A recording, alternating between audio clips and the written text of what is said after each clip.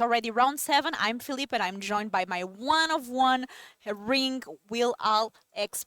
I would also throw you to a volcano, the same as the One Ring. Thank you, I think. We have a lot of Magic to be playing. This is already the round 7. There's 8 rounds plus a cut to top 8. Meta breakdown here. What do you think of this meta breakdown?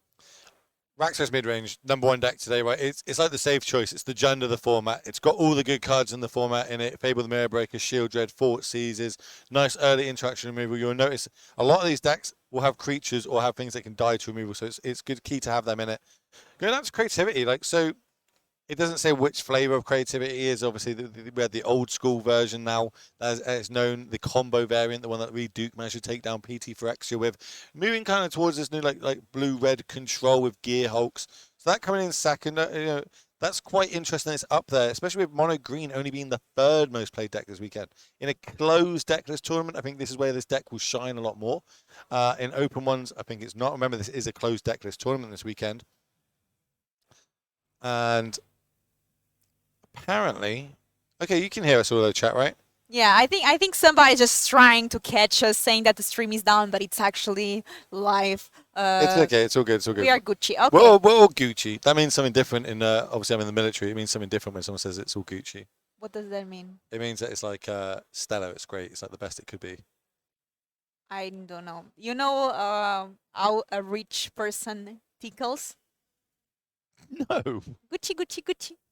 My God. Okay. No. Tell us about this matchup, Citadel versus Rack Midrange. It starts already with Stomp in the Elf here, and both players 5-1. Yeah, 5-1. So these are not common starts that you normally see when someone goes Overgrown Tomb into a Llanowar Elves or into a Gilded Goose.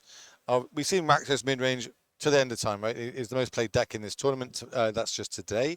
It's going to see things like the Stomp. We didn't have lead off with a Fort Siege or anything, but we're going to come along with a Goblin Shaman token. But on the other side, this is Jund Citadel. So if people don't know what this kind of does, the idea is we're going to try and get a vast majority of permanents on the battlefield, then use the super powerful artifact, 6 mana.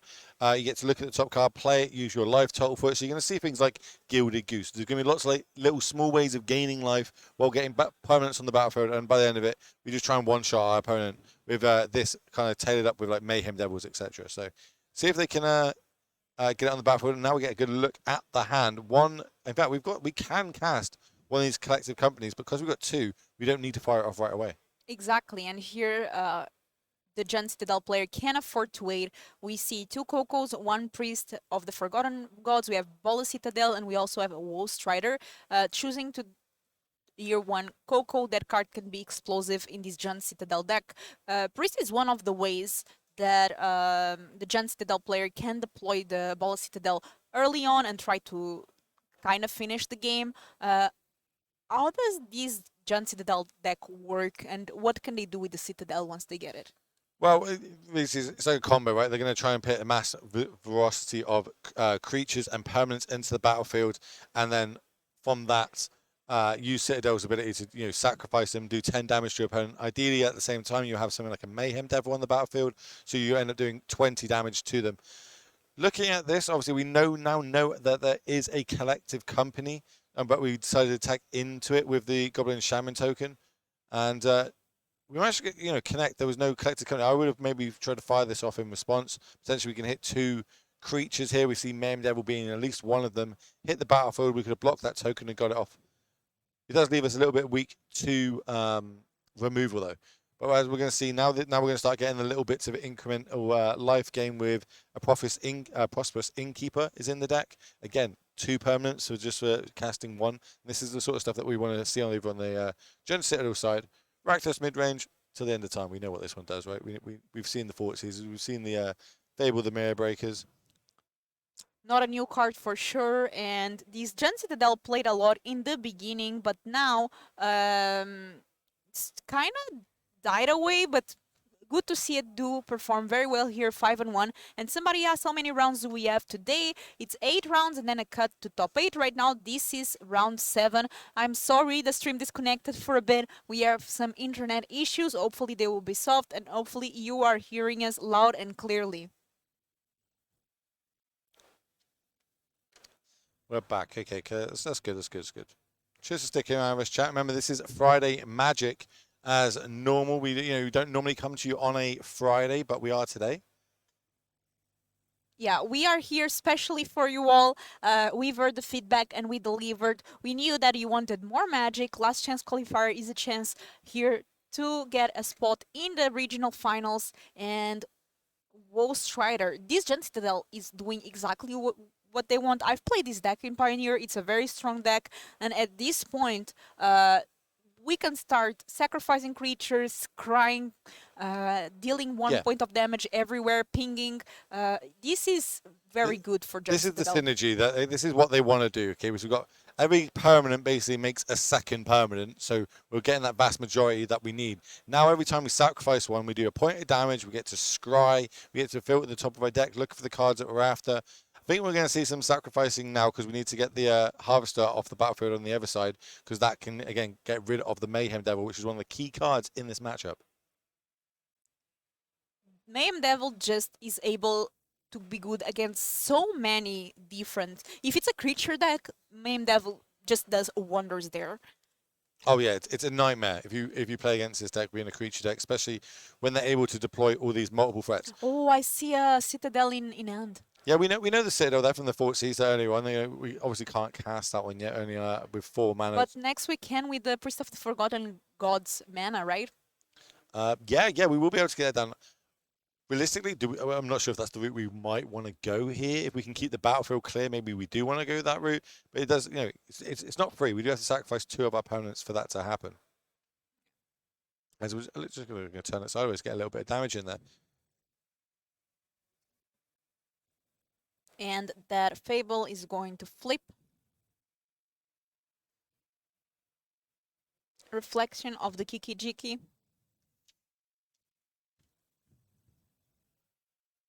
See what they want to do here. I'm not. I think it might be another. They've got access to drawing a card here if they want to, which looks like that's the. Wow, how they're going to go about it. I like that. We fill a hand. I think that was a fatal push. Fatal Push is just such a great card. One of the premium removal. We have there the Shaman attacking, creating a treasure token, but even when you are able to sacrifice a treasure token because of Main Devil, you're going to be taking damage as well. Well, yeah, I actually like this attack, right? So anything on the other side of the battlefield, it will trade with. If it's a block, if it doesn't, we now have a treasure token, which is a way to turn on revolt. So this fatal push can now get that Mayhem Devil off the battlefield, which is needed. We don't want that one sticking around. That is one of the namesake cards of it. It just doesn't feel good when they still get value for sacrificing it, still get a scry for the top card, still get to do a point of damage. See how they want to go about it. I think they got 2 cards. I think it might be Fatal Push and another Bank Buster in hand. Bank Buster, another card that recently got banned. We have 2 cards right now in the battlefield that were recently banned. Ban in standard. Ban in standard. These players are not playing with ban cards. No. Ban in standard. Yeah. But it's still anyone's game at the minute. We're basically tossing and turning. No one's really turning the corner at the minute.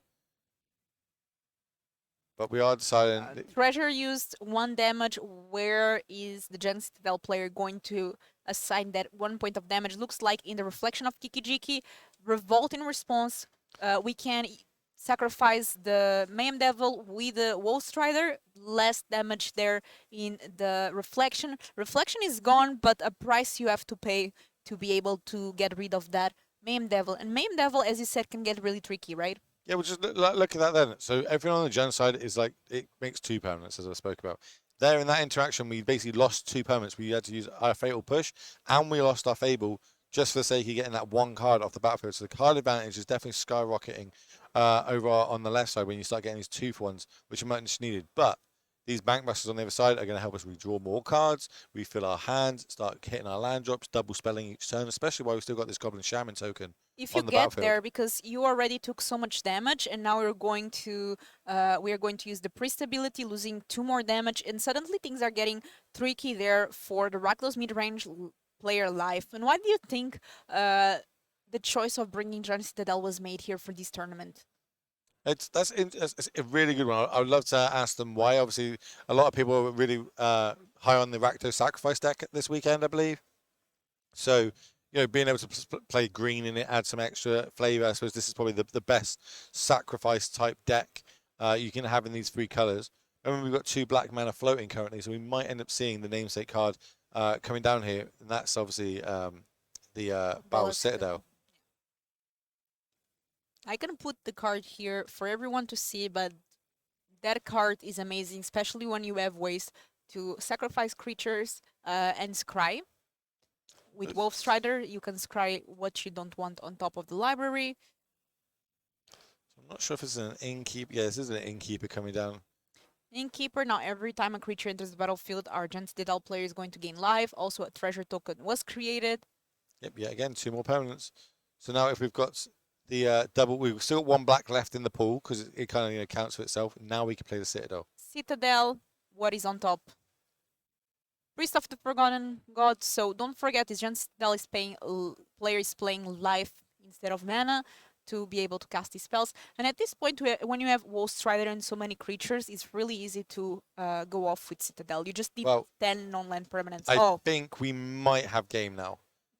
If they're at 6 life, they can sacrifice 1, 2, 3, 4, 5. It's more than enough.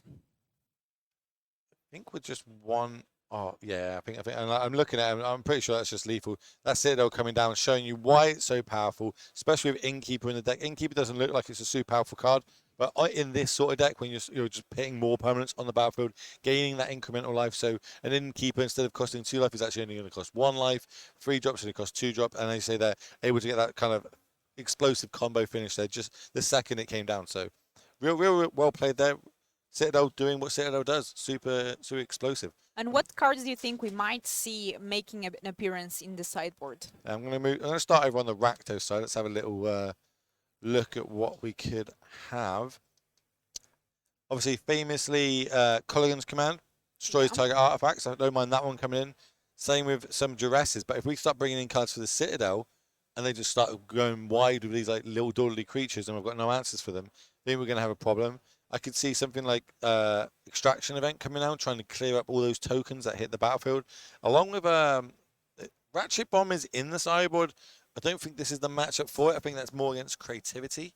But we'll see. We'll see how they decide to move it forward here. But I think I'm definitely on towards the Colligan's Command. Maybe the Consumes Extinction Event addresses main deck. What do I like taking out here? Like, I like a little bit of removal. There's a lot of one-ofs in this list as well. Really surprising that everyone's kind of playing the decks that I think they'd be playing in an open deck list tournament rather than today in a closed deck list. There's even a main deck of Braid. A Braid is good. It also is able to get rid of artifacts. Yeah, I feel like they would like to have had that one straight away. Let's have a little... Graveyard Trespasser is interesting because it does allow you to exile Wolf Strider, which is a card that gets back from the graveyard. Yeah, I like that one. I'm thinking of Shield Dread. I'm like, they don't actually draw the cards off Citadel. No, they don't. They just play it from the top of the library. I'm not entirely sure Shield Dread's actually good in this matchup. Shield Dread's a great card, and in certain situations is obviously going to be amazing, but it might not be where we want to go. Like, obviously, same with like Reckless Bankbuster. That's one of our only ways of generating value, but it's too slow in this matchup, as we've seen then. Somebody's asking in chat if we know what time does the venue open tomorrow and when the tournament starts. The tournament starts at 9 a.m. local time. Greek time. So right now in Greek, it is 4 minutes past 4. So work that back whatever time zone you're in, but it's going to start 9 o'clock Athens time or Greece time. The venue opens, I believe it's like 8, half 8. Usually 8:30. We can check for you. Give me 2 seconds.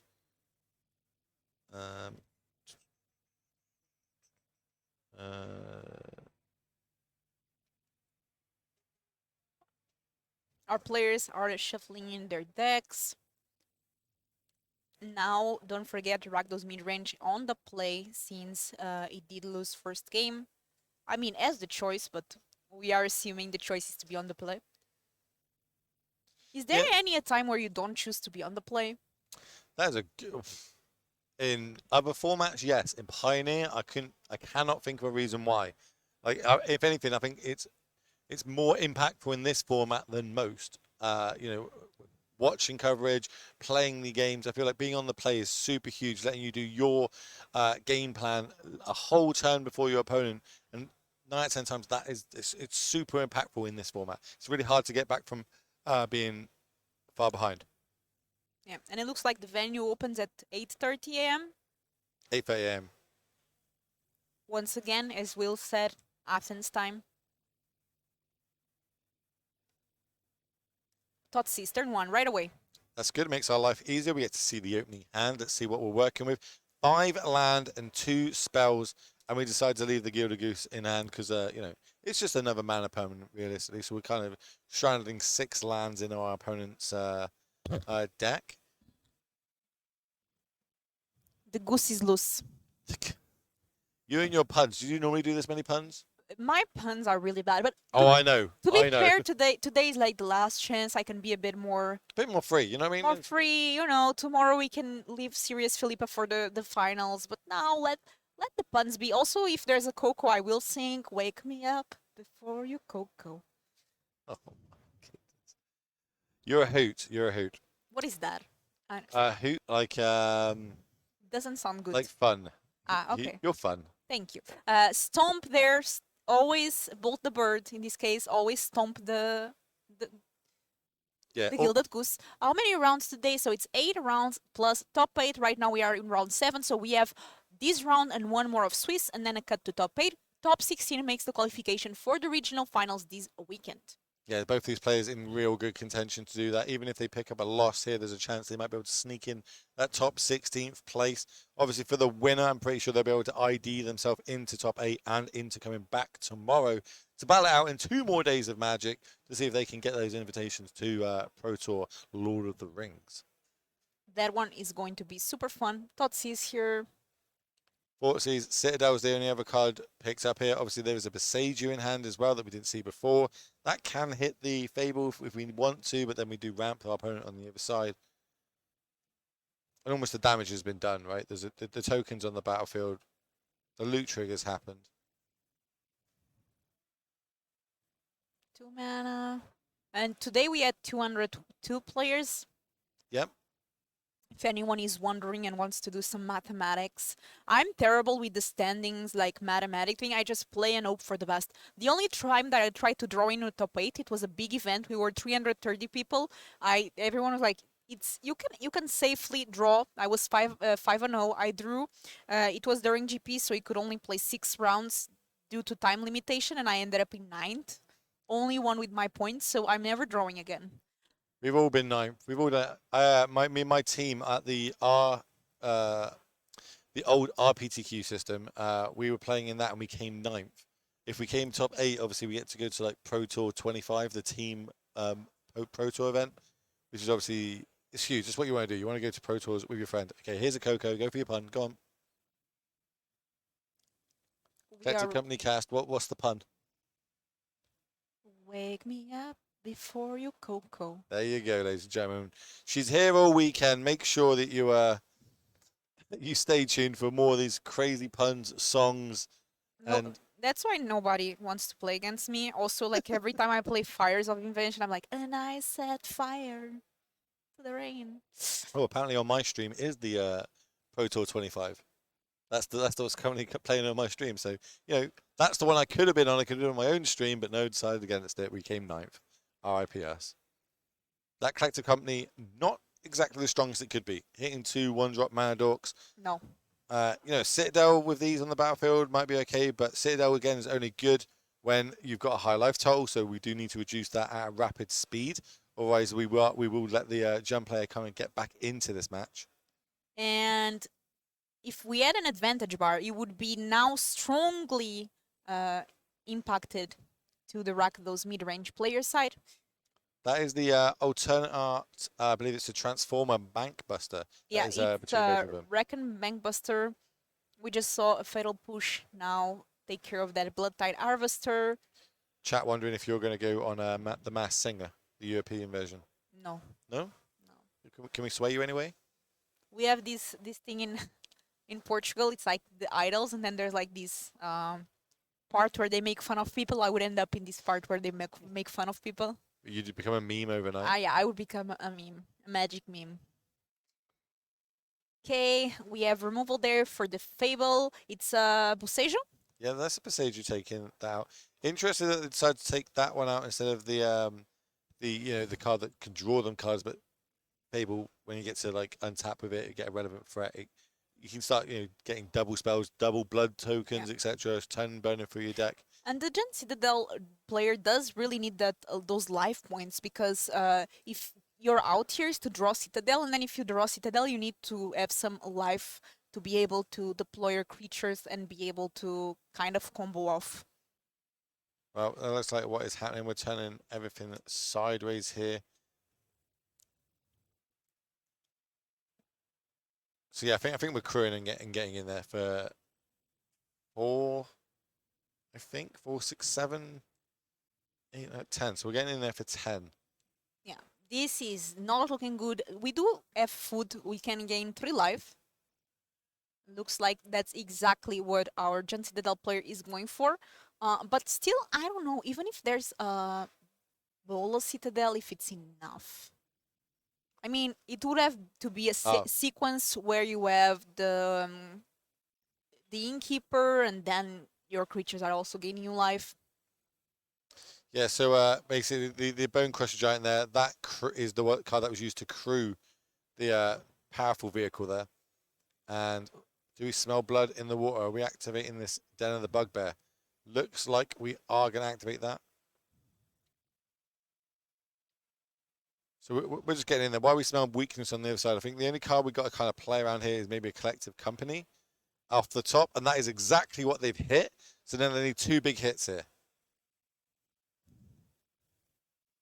Let's see. I'm not going to sing again, but we know that the Coco is there. Oh, this is perfect. That's a good hit. These are 2 of the better, more powerful cards.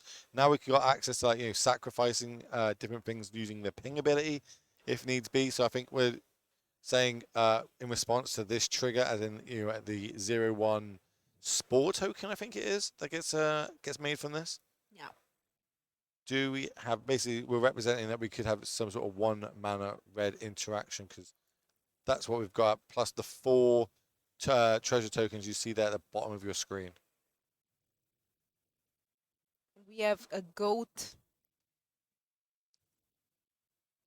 but I think maybe Fatal Push might take care of that. Oh, is it a goat? Devil. It's a goat token, man. I thought it was a Spore token for some reason. No, it's I'm thinking the other one, don't I? Wall Striker makes a 0/1 goat. Who doesn't love a goat? Do you remember the old Brad Nelson goat tokens? No, I'm not that old. Oh, okay, just me. Anyone remember the Brad Nelson goat tokens? Let me know in chat.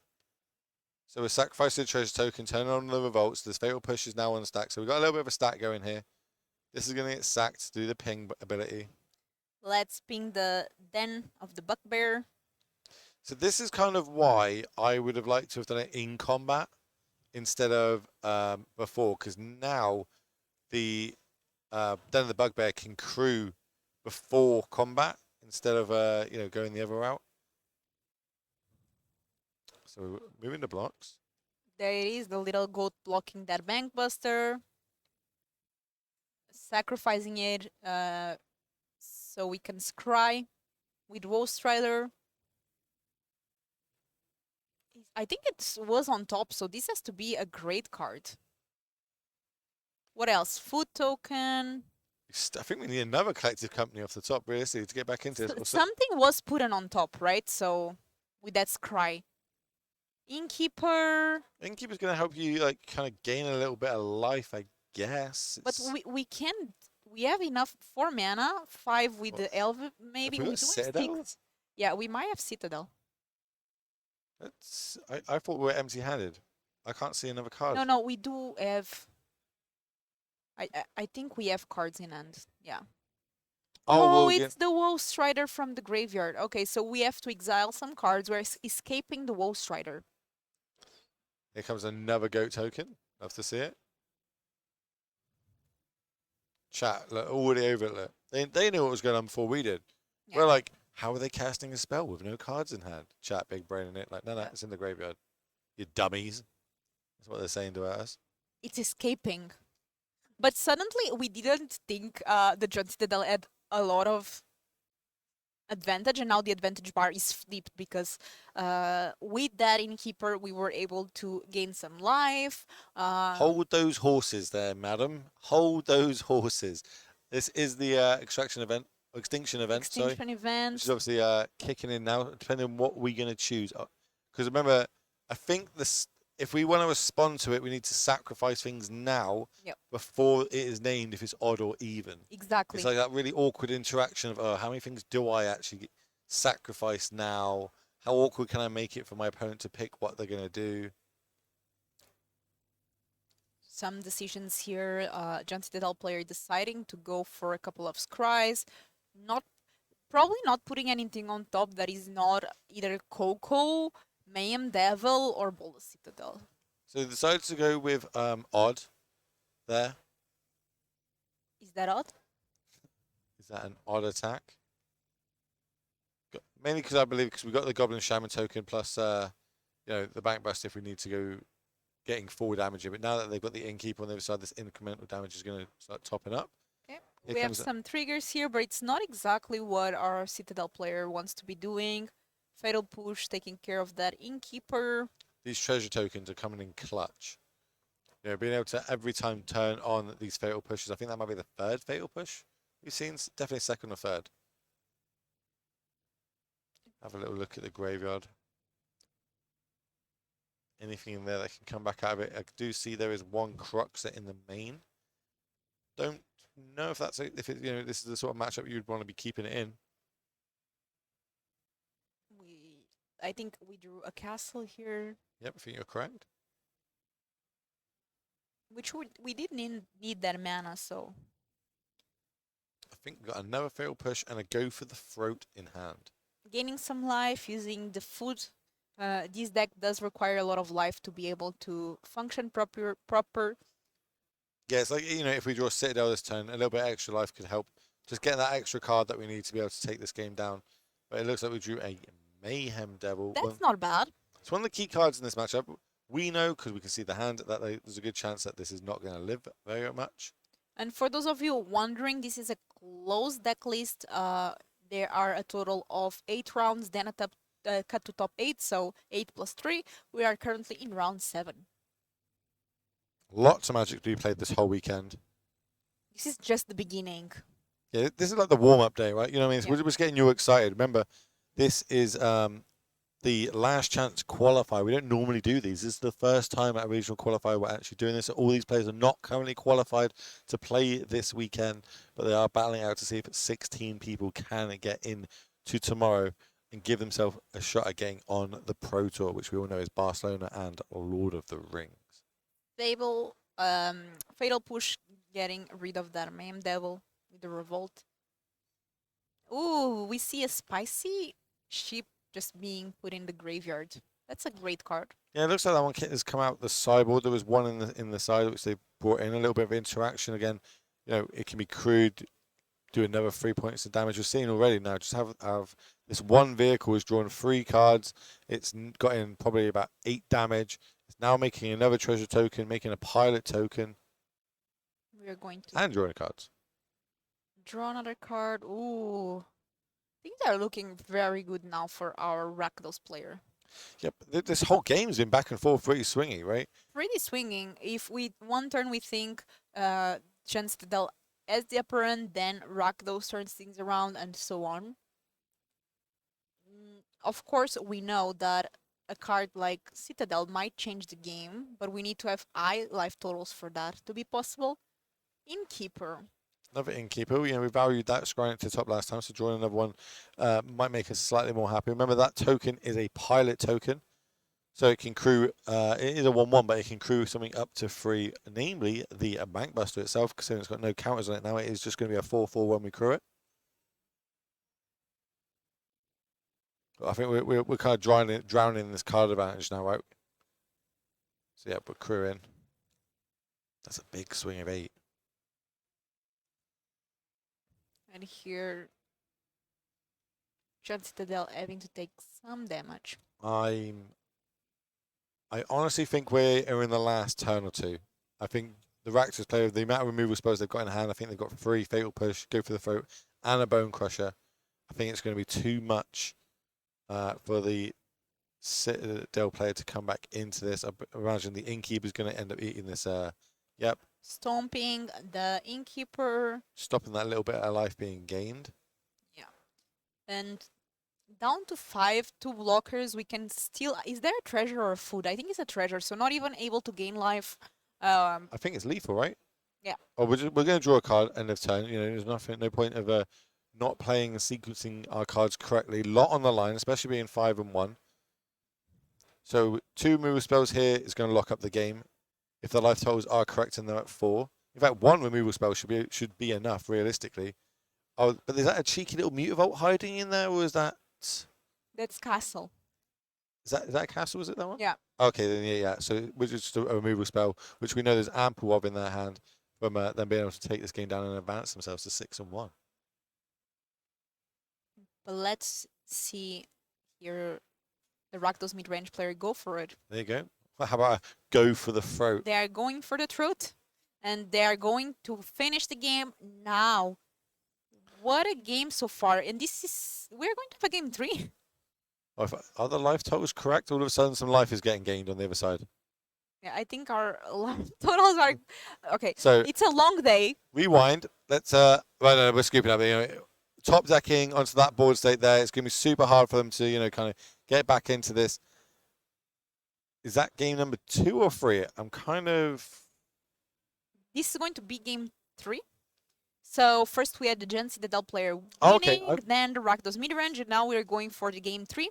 It's been a long day. With It's Gen been a long Citadel day. on the play. It's been a long day. And we have 2 more. Yeah, I mean, my biological clock is I'm on English time right now, so Yeah. I'm running on lack of sleep and a lot of Red Bull right now, chat. After this event, I'm just going to the hotel and sleep all night, 12 hours like a baby. I need food. I'm a big guy. If I don't eat, I get cranky. You'll get cranky. Cranky indeed. Do you know one question we haven't asked chat yet that I really like, and I don't think I've ever asked you because we don't cast together normally. Okay, ask away. In your constructed deck, what is your basic land choice? Oh what no, stats you're do you not use? you're not going to like this. Oh, go on then. Also, No, chat. I don't want to get judged. Go on, just say it. I just mismatch and play whatever lands I find The first. canister way we call that. I don't know, like if I just have like random lands and I just do whatever. You just get them from the draft box and just pull out whatever Yeah, lands you need. Exactly. And like You're right. I'm tilted. I knew it. I'm not casting with you tomorrow. That's your punishment. Unglued lands all the way. Shark Templar. That is good. I like that.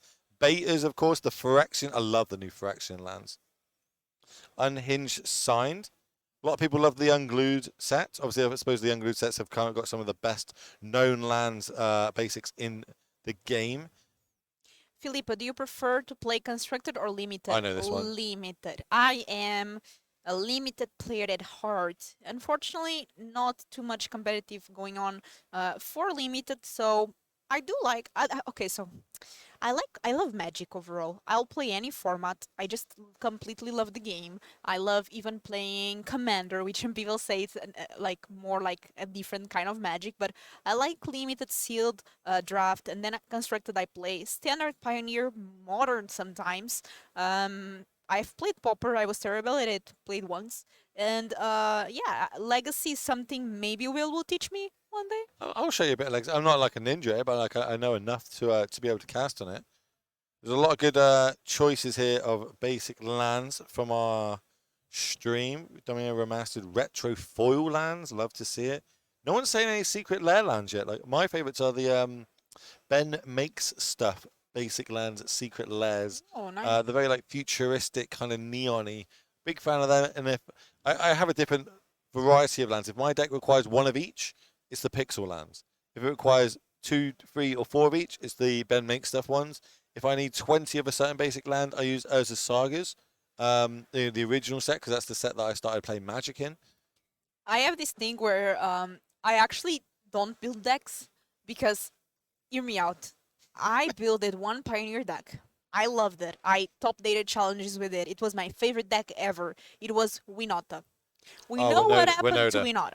After that, I got traumatized. And now I just ask my friends, they have all the cards, and I'm like, can you build me this deck? And they just build me the deck. Because I will not do it again. Is there open deck list here? No, it's closed deck list today, but the regional finals this weekend will be open deck list. So tomorrow you can see the list for the regional finals. This is the last chance qualifier. Okay, spicy one in the hand. I don't think I've ever seen this in a constructive format, but it makes sense. Status Snare in the hand for John Citadel player. Yeah, and here it's exactly what John Citadel wants to be doing. That devil is amazing, and there is no way in Muscato and yet to use push there, but there's go for throat. Yep, go for the throat premium all-star removal. Good in this sort of meta, because obviously it can target anything besides a artifact creature. It's definitely good. It doesn't take care, for example, of Bank Buster, but That's like the one downside to it, right? That's why you see people move to things like Power Infernal Kill. Grasp, yeah, or Power Kill. Thermal Grasp, hello. Haven't heard that one in a while. Gilded Goose. The goose is loose. 2 foods already being created. But not the most powerful cards going on the other side. It's just land, go, land, Mandor, go. Where on the other side we see the big 4-drop come down. The one and only Shieldred herself. What a great card. Super powerful card. You know, when it goes unchecked, it's going to be crazy. I see. Luckily, on the John Citadel side, I think they might have a removal for it. I'm just seeing what they got. They got 4 fatal pushes in the sideboard if they came in. And I see Bola Citadel. not ideal. Not exactly what they want to be casting this turn using. They're able to if they want to, though. They could. You know, it's not the worst. Playing that on the battlefield, playing a bunch of creatures this turn at 21 life, kind of doing what they want to do. But Shield Dread is such a clock, right? Yeah. 4 points of damage from attacking, 2 points for drawing a card. Shieldred is one of those cards that sometimes your opponent has a removal, and then, yeah, you lose a bit of mana because they spend 2 mana to kill your 4 mana creature.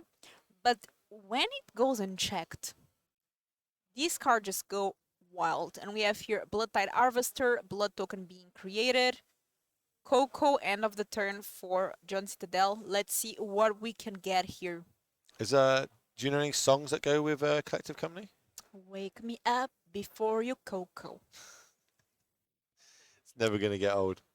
Not the best hits, kind of, you know, with some of our Dordlear cards here. You know, we get to just basically put extra permanents on the battlefield, but this is what we're going to want if we do put a Citadel on the battlefield, is we need these sort of like dirty creatures. One, to block with and keep our life total nice and high, so we can keep playing more cards off the top of our deck. But secondly, vast majority. You know, if we get 10 permanents, we can sacrifice them, do 10 points of damage. You know what this deck is missing? I'm not sure. I think John Citadel is not running it. I really like, I'm not recalling the name right now, but it's a 1/1 or a 0/1, and whenever a creature dies, you basically drain. Oh, Blood Artist. Yeah, we are missing a Blood Artist. Yeah, no Blood Artist in these decks. They've kind of just gone for the all to the face Mayhem Devil type route. We have Citadel here, though, so things may change. We actually might have a win here. The Citadel can go crazy because we do have Scry. Yeah, it's not out of the realm as a possibility that this is a win. Obviously, removal and stuff on the other side could be a thing. If we have Colligan's Command, for instance, 3 cards. We're going to cycle in response of our blood token. Oh, we're just passing the turn back. Okay, so that's quite interesting that they're deciding to not try and utilize the kill this turn. I guess the percentage chance of that happening is quite low. But Extinction Extraction. Extinction event. I cannot ever remember You the name always of the card. say extraction. I don't know what I don't know. What card am I confusing that I with? don't know. I was like, what card are you? Because it's extinction, not extraction. It's there's a lot of magic cards that have to float around in this brain of mine. I can't remember which one I'm misreading, but you're 100% correct. Remember, this is obviously Extinction event. Perfect. Maybe I'm thinking of surgical extraction. Extraction specialist. Yeah, maybe there's quite a few. I just got like I'm running on Red Bull and lack of sleep, chat. That's what it is. I'll be perfectly fine tomorrow, I promise. How many lands on top? That's a good question. Oh, Ooh, a braid on the Citadel is so important here. I think that's the game plan. The game plan solely was on that one card, and now it's not on the battlefield, as well as a threat being on the other side. And we're just going to start deploying. That's it. Like, we blood's in the water. If you went land, go last turn, and then draw more land like that and flood out, it is just going to be game over for you. Managing to flip it from going one game down up to taking down the match and advancing themselves to a 6-1 record. yeah, and I think that's why Rakdos is so popular. He's not specifically good against a particular matchup, but it's just good in adapting. Yeah, it did what it said on the tin. Right, we've seen these Rakdos decks be super powerful. It's the reason it's the most played deck in this tournament. 202 players playing in the last chance qualifier. They think it's going to give them the best odds of getting into this top 16, and we've already pretty much seen it for this one player. I'm pretty sure they can ID and get into that top 8. Chat's asking if I drink coffee. I don't drink coffee, chat. That's the problem. I have no idea why you don't drink coffee. Just the best thing ever existing. Okay. While we see if we've got a backup feature match, which I think I can see people shuffling up, so we probably do have one of them, is I've slightly just started getting into my coffees because of you and because of someone called BJ over in America who does like a lot of behind the scenes stuff on coverage, getting me into Dunkin' Donuts iced caramel lattes. Oh, they're so good. Oh my word, those they are naughty. You mean Biscuit Jesus? Yes, Biscuit Oh, Jesus. yeah. The man he's so much fun. He's such a nice guy. Probably not watching right now, but shout out to him. He is just a gent through and through. Very funny. Very he loves his cars. You ever spoke to him about his car enthusiasm? He loves that. So we have John Transmogify versus Abzan Greasefang, and somebody was making a joke on Twitter. So we are in Greece, so we should call this deck Abzan Greasefang. You're saying the same thing again. No, it's like, different. Grease. All I'm hearing is Greasefang. Greasefang and Greasefang. Yeah, Greasefang. Did I say it right now? Yeah, Greasefang. I don't know what you're talking about. It's Greasefang. Teaching me English since 2022. It's always been called Greasefang. Greece. Yeah, Greasefang. Greece. Yeah, because the card. Okay. Tell us a bit about this John Transmogify deck. I've just got up to have a little look at it. It looks spicy. So it is a gigantic deck. It has 2 Obnixiluses in the main, which is spicy. And then obviously we're going to try and transmogrify our artifacts or tokens into getting Atraxas on the battlefield. The big, powerful 7-drop we've seen make an absolute splash in multiple formats now. And we have here her Ole on the Abzan Greasefang versus Marco Ricci. So normally we see creativity, right? That's normally the way we cheat these big threats and cards in. Not in this one. It is just straight for Transmogrify in the main. It's a 1-for-1. It's not like we can target multiple things with it. It's just cast it once, turn a goat into a Atraxa. Atraxa changed a lot of the decks we see today. Yeah, it's because it's so powerful, right? It's not only a big body, hard to get off the battlefield, super powerful. It also kind of refills your hand. So even if your opponent kills it, it's kind of like a 5-for-1 most of the time because you're drawing 5 cards. Your opponent is then using a removal to get rid of it. So you're gonna kind of start outvaluing your opponent. Over on the other side, let's have a little look at the Greasefang list. I actually opened in my draft an Atraxa foil. Did you play it in your draft pod? No, but I have it. Okay, it doesn't look like anything too spicy over on the Greasefang side. Somebody's saying lost to a Grixis version of that at my last regional championship qualifier. Rip. It happens though, you can't win them all. If you could win them all, you'd be Reduke. It's that simple. Or Nathan, a new upcoming. Fair one, actually, yeah. Or you could just be Nathan Sawyer and not lose anything. I remember our current world champion, Pro Tour champion. I'm not sure there's any title he doesn't have, and he's only 19 years old. Yeah, damn. Absolutely must feel crazy. good. Must be good. What did we do wrong? At 19-year-old, I started playing Magic at that age, actually. I joined the military. That's where I went. That is better than me. I was just playing Journey into Nyx. Well, I wish I was playing with during that set. So let's see as players are now shuffling up. There's a load of people in the room taking photos of us, which is mildly off-putting at times, but here we are. as long as they get my good side. Not that I know what side that is. Somebody's saying they started Magic at 28. I'm 28. 28, so, you know, that's the good thing about Magic, right? You can start at any age. We had someone had the 18th birthday in the room today. We all Yeah. sung happy birthday to him, got the cake out, lit the candles. It was absolutely, you know, a really nice family event. It's the dad, the mum, and the son. And I was saying, speaking to the dad, it's saying that he now gets to play in the regional qualifier with his son. Like, that's a dream. That's my dream. You Like, know what I mean? Playing with your kids yeah. and also going to events with them, it's actually, take it off. I don't have kids yet, but once I do, I want to teach them Magic and I want to bring them to these events and have so much fun. Also, especially because it's a game that teaches you English, mathematics, logic. It has very good things about it. Can we ban Mr. Lee in the chat, please? Can we just get him out of here? That's it. I'm joking. I'm joking. I'm joking. I thought you were serious. Filipa was on it like I wouldn't say it out loud. No, Mr. Lee's one of my good friends. He's currently traveling Europe. If you want to speak about legacy, that is your man. He is a legacy content creator and he loves it. Imagine if he did get banned there. That would be so good. That was so funny. It's such a meme. As we're looking at these opening hands. Only I can call you old. But whoa. Less of the old talk. Okay? It's experience. That's what it is. Yeah. It's experience. I think we've got keeping opening. That's why you are will all experience. Exactly. There was a phase in my content creator life where I used to get people to guess what the EXP stood for, and obviously, realistically, it's experience. But people used to come up with some crazier Expedition. Yeah, expedition. I'm sure chat can come up with some good ones. What does the EXP in my my brand name stand for, chat? Let's go. Expat. What is this? What is? Oh, we have. Oh, okay. Let me put this card here. It's like Carrier's briefcase, I believe. Yeah, it is. So I'm going to put it here on the screen. Comes along, makes itself a 1/1. It can also be sacrificed to any color of mana. And it draws cards later on. All right, yeah, if you want to. Definitely get rid of the Scarab God. Get an ex-paratrooper. Get out of here. I work for a living. I'm a real soldier.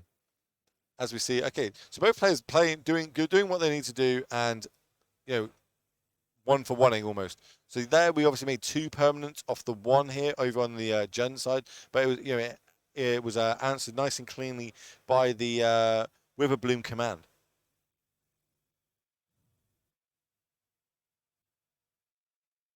And people coming up with a lot of fun names. The Last God. What do you think of this Greasefang deck? When Greasefang does what Greasefang does, it's one of the best decks in the format. It really suffers a lot in open deckless tournaments, though. It's really easy to hate out. You just have to be able to do 3 damage at instant speed. Yeah. It can go wide, don't get me wrong. It can have that sort of game plan, and I've lost that multiple times. But it's very easy when you know you're against Greasefang to mulligan to the correct cards that you need. In a closed deckless tournament like today, this is where it's going to shine. And as we see it shining now for this player, being 5-1, giving himself the opportunity to get into tomorrow's tournament. But so the problem is, if you tap out and they go like end of turn, something like what have we got? It's I'm thinking of it. Goya Grizzly Savage, put into the graveyard one of our big powerful vehicles, and then untap and get it out. It's going to be pretty scary. As we see, Pithing Needle comes down. That's a card. Let's see if they're going to be really nice for coverage and write it down and put it on the card, or if they're just going to leave it.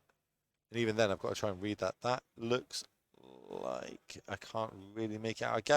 I think it's the Parhelion.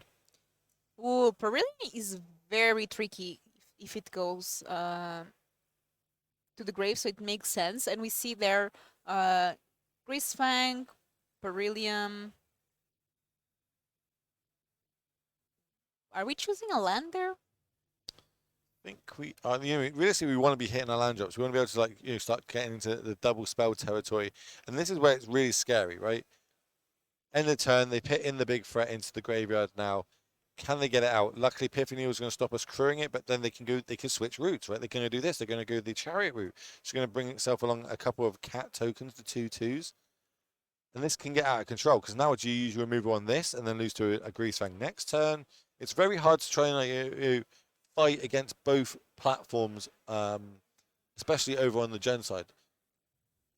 We could do something crazy like Transmogify our Piffy Needle and get an Atrax on the battlefield that way. Fable of the Meter Breaker. Oh, I like this die that the player is using. Yeah, they're not the ones that we've issued onto the tables. So you know, I'll go make sure the judges get a little slap on their hands after this, so that the correct dice are used to everybody at home, so we can make it more clearly. Plus, consistency is key, right? When you're streaming, you want everything to be the same across the board. Yeah, somebody saying Transmogrify only works on creatures. It's not like Oh, I'm thinking creativity is yeah, artifacts, it's not isn't it? like creativity. Creativity, you can target artifacts or creatures. Don't worry, chat. I am not in the expert role tomorrow. I am back to play-by-play tomorrow. You're a great expert. I thank you greatly, but clearly Twitch chat is a better expert than me, and they've been proving it all day long. Twitch chat is never wrong, even when they are wrong. Tell it all the time. But great play there with the Witherbloom, taking out the Piffy Needle. Remember, it can destroy target permanent, non-creature permanent, I believe, or non-creature, non-land permanent, 2 or less. Getting Piffy Needle off the battlefield, opening up the scary play of potentially a Grease Fan coming down. Great plays here, and we might see some serious damage starting to go off. Yeah, we are crewing our chariot, but before we are using the Fatal Push to take the out Fatal Chariot. Push. Before combat, right? So it's crewed, it becomes a creature. We're using the Fatal Push to take it off the battlefield. Remember, Piffy Needle left this turn, so Revolt is turned on for it. That's how we're able to get a 4 CMC creature off the battlefield. Twitch chat is undefeated. That's the problem. Ooh, that Totsis though. Well, we know we're about the Giganta, but then Transmogrify. Trax and Transmogrify. So here the choice, Transmogrify going immediately to the bin. We are left with a Giganta and an Atraxa that we cannot cast. I'm just seeing if there's ways of us to hard cast it. Those are like some mana confluences in the deck. You plus do, the treasure tokens. You do, yeah, have the treasure tokens, but still not this turn at least. Because even if we play land and get a treasure token, we only have access to 6 mana. We're still, if the life totals are correct, 20 life, so we've got a little bit of life to play with here. And next turn, we are able to cast our Greasefang. Which is the scary bit, right? If Greasefang comes down, it will just close the game out so quickly. Yeah, and now you know your opponent doesn't have removal. Not unless they drew it for turn, but then you got to ask yourself, do you want to fire it off that turn, or are we going to try and bluff it? What advantages are there to bluffing it right now? We've obviously got the trigger on the stack. I think I'm ditching 2 and drawing 2 here. Triganta's not going to really do too much here. But potentially, if we can play Triganta this turn, next turn we can play Atraxa. Because obviously, Triganta's got the added ability of adding 5 mana. So they're trying to work out, can I live a turn? If I do live a turn, how good is that going to be for me? As we see, Thoughtseize is the card that's drawn. So it's probably going to end up in the graveyard. We don't really want to tax our life anymore. Yep, that's the one that's going to get put into the graveyard. Fresh look. Was that another one? Another one bites the dust. So we are dealing some damage here. I don't know if your mic died out slightly then. I don't know if people heard you at home with you singing again. No. Saying another one fights the dust. It's music to my ears. I love it. That's not true. You're inventing now. Chat being really nice to me. Thank you very chat. I can't even say thank you very much, chat. That's how much lack of sleep I'm running on right now. I really like that Twitch chat is sometimes very understanding. Twitch chat is just, they're amazing. But there's no reason for us to do this besides the Twitch chat. Yeah, if you guys weren't watching, there would be no stream. It's that simple. Perillion is on. Let's go. That is a lot of angels hitting the battlefield. So that's 13, 14, 15, 16, 17 damage coming across. We're just going to block one of these cat tokens. And yeah, this is rough now. Because remember, it goes back to the hand, but it leaves these 2 4/4 flying angels with vigilance.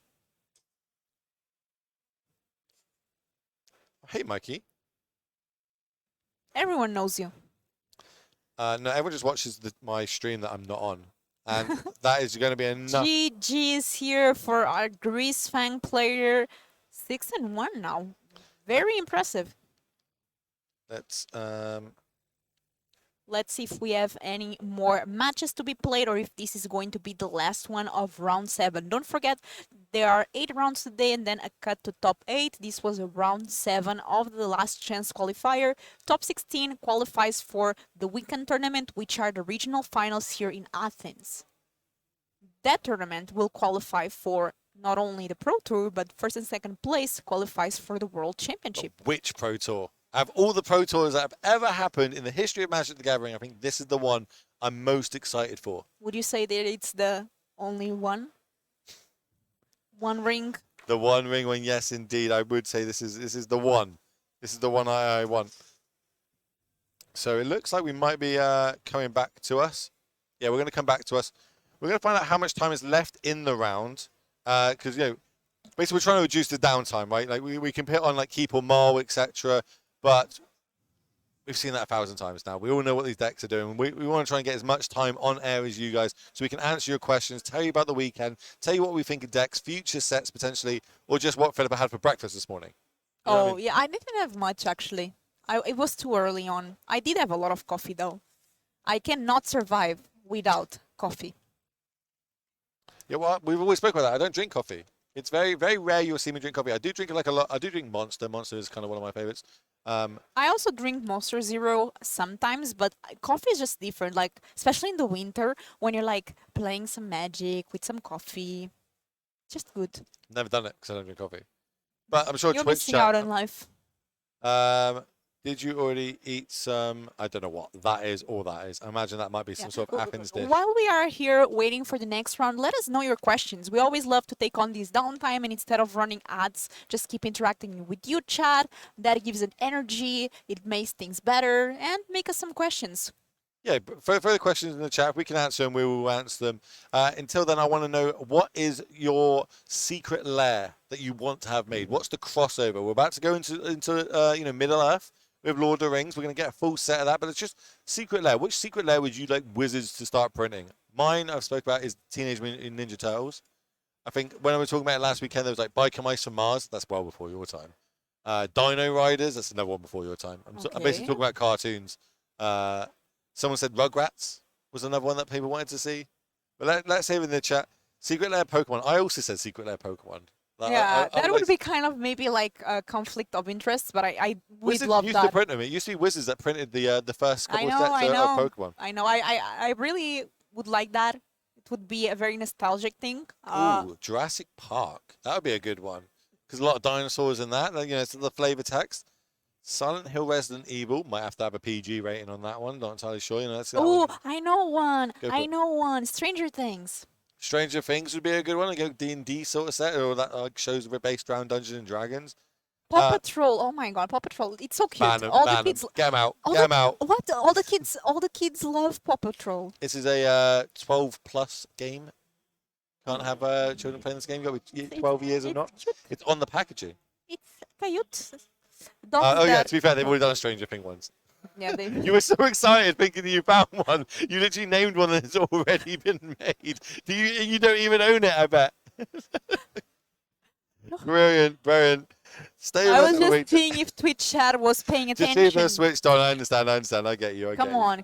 Tomb Raider, Indiana Jones, Uncharted. Ooh. There's a new Ooh. Indiana Jones film coming out actually, so you know that's a good bit of There's flavor. also a Power Ranger. There's a Transformers one. Transformers Yeah, film coming out. Transformers. They're getting a bit too much for me now though. Like the first couple were like, I think it's about 3, and I was like, oh, I'm gonna stop watching these now. Game of Thrones, we said that earlier on. That'd be a good one. Marvel DC crossover. That's interesting. That would be a. I think it would go down well in the community. You know, just whenever you start like merging these sort of crossovers, they're all going to be pretty fun. I'd like to have something like Mjolnir, which is Thor's hammer. That as like an equipment, like a weapon, would be pretty nice. Maybe, well, obviously Colossal Hammer. Colossal Hammer has to be made as a It would be Mjolnir. cute to have like a Disney one, sort of like they're like, with Disney. Like a Disney secret lair. Like you could Yeah, have, I don't know, cat. What's technically classic Disney tales. the Disney princesses is basically what you're trying to say, isn't it? You want the Disney princesses to be a there secret are lair. other things, but yes. Like Chandra as a princess, Liliana as a princess. Barbie times. I'm joking. Okay, don't come after me. This is a joke. Right, so it looks like all the results are in. So that's going to be enough of us waffling, I think. But chat, don't change. Remember, stick here, stay with us all day. We love you guys interacting with us. We're going to try and do this at the end of each round. But that is going to be it. The pairings are going up, so a real short turnaround, and this is what we're trying to aim for, the least amount of downtime possible. So close us out. Yeah, that's it. End of round 7. Round 8, we'll be back with Lily and Martin Juza, last round of the Swiss, and then we will be back for the first part of the top 8. Winning ends. Let's go. See you all soon.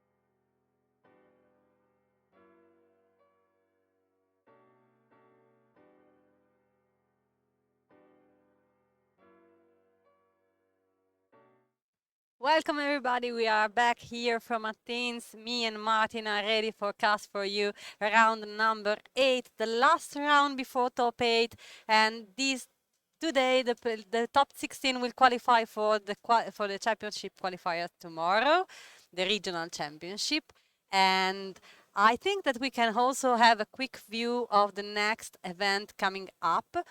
So as you can see, tomorrow and the day after tomorrow, we will be here in Athens casting the regional championship qualifier, the finals.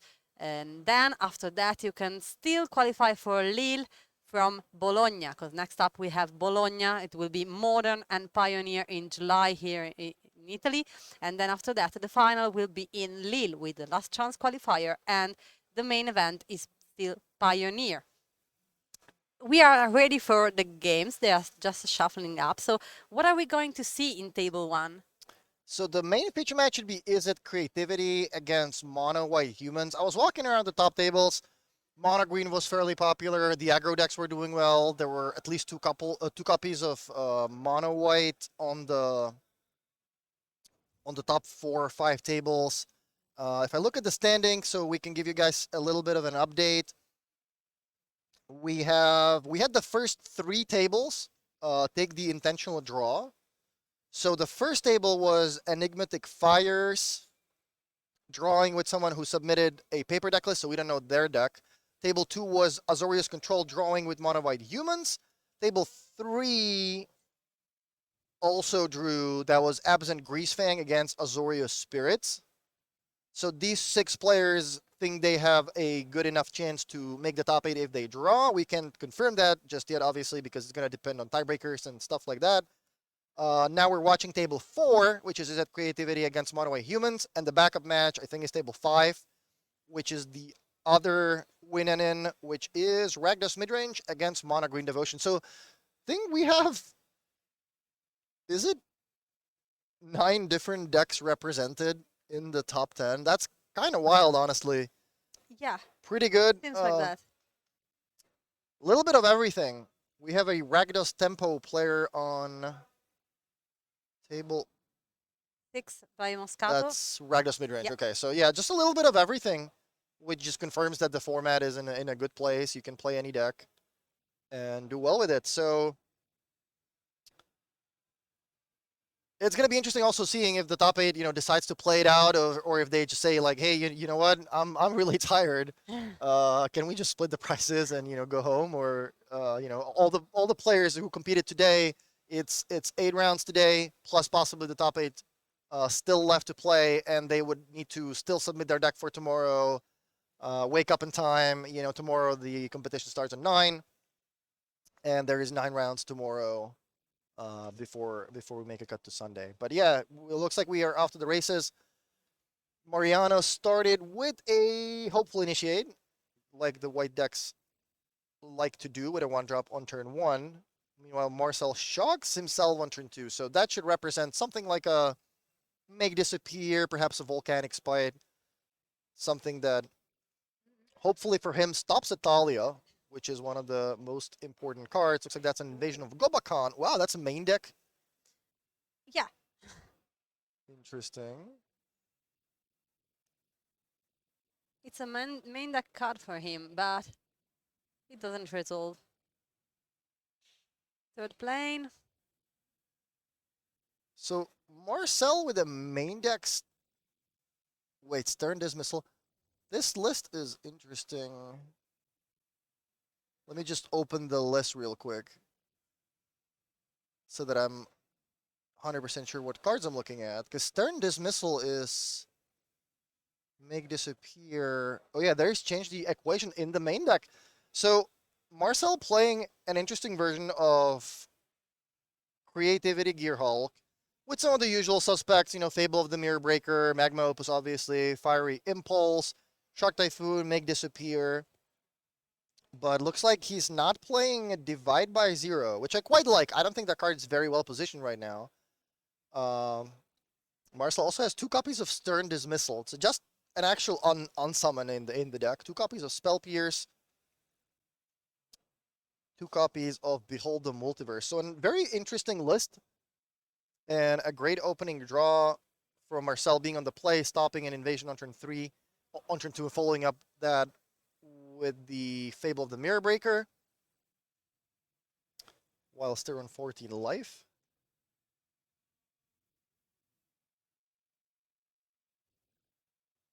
By the Fable and the token, we also have a Magma Opus in the graveyard, so it's probably a good spot for Marcel.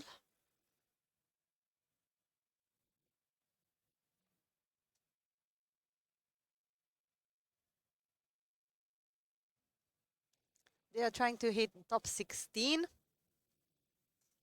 And yeah, with 7-1, you are sure about it. Yeah, so we're playing for the top 8 here, obviously for better prizes, and there needs to be a winner of the tournament.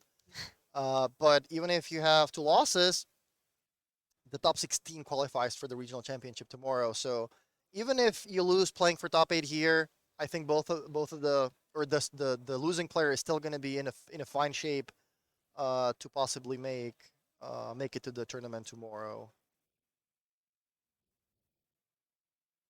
See, they will probably be pretty happy either way. And discard 2. He discarded 1 creativity. And yeah, he's starting to make some treasure. Also because right now the lieutenant is just a 1-1.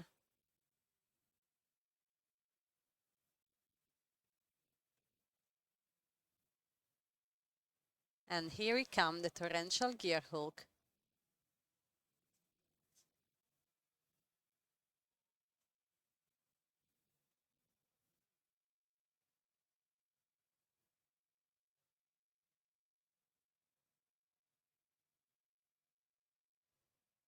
Yeah, so this is exactly what this deck wants to do.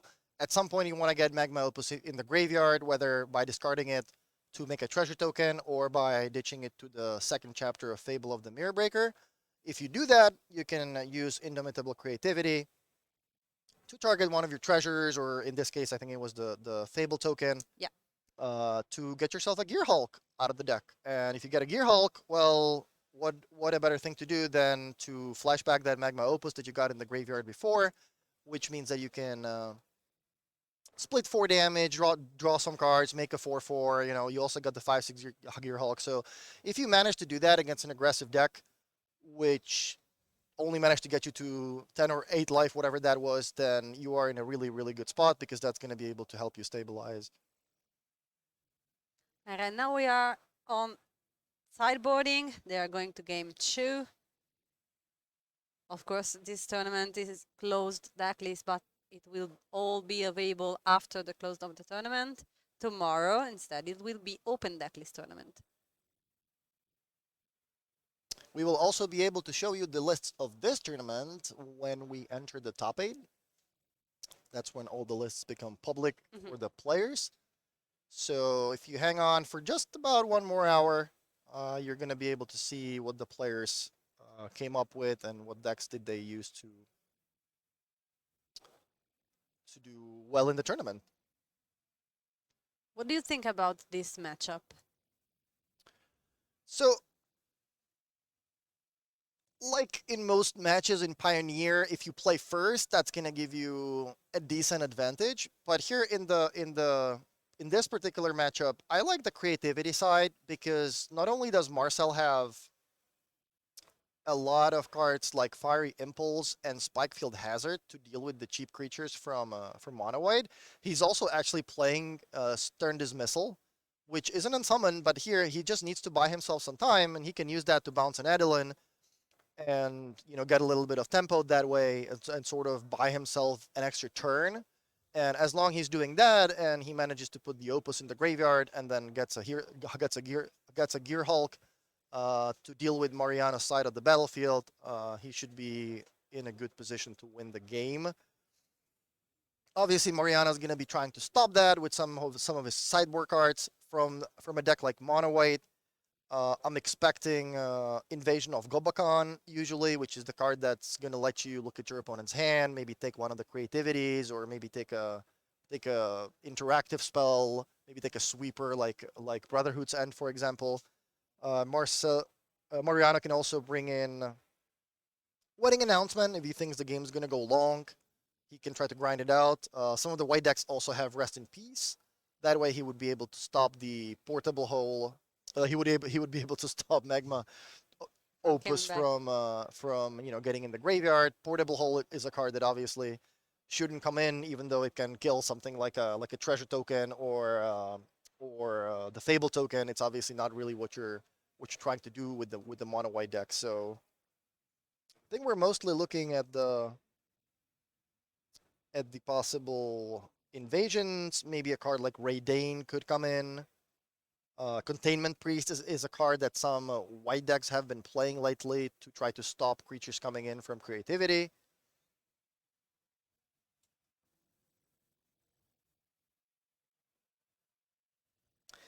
If I had, sorry. No, sorry. Meanwhile, Florent was asking you if you had to play in this LECQ tournament, what deck would you have played? I submitted creativity for tomorrow, so I would probably submit the same for this tournament, just because I like the red burn spells right now, the red interactive, cheap removal.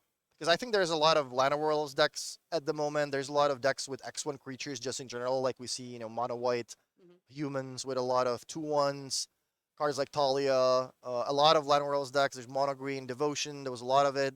There's Gruul Aggro. We saw some company decks with elves. So I kind of want to have access to Fiery Impulse, Spikefield Hazard. I want to have access to sideboard Rending Volley, because this is a format where humans are popular. Blue-White Spirits did really well last week, so What a hand. yeah, it's a pretty good hand. Marcel has the interaction in the form of Rending Volley, which is the best removal spell against mono white because it can also kill Adeline for just 1 mana. There is also a Brotherhood Hands, True Creativity, 1 Magma Opus, and the Make Disappear was the choice.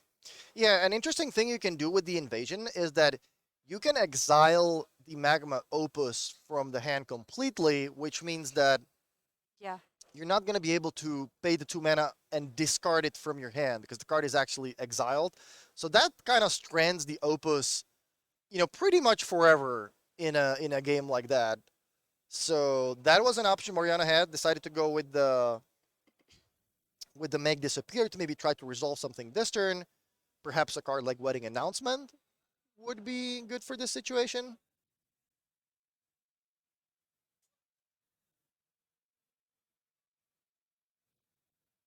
Third land. Is there any Archfiend of the Draws deck? The combo, I don't think I saw that in the field.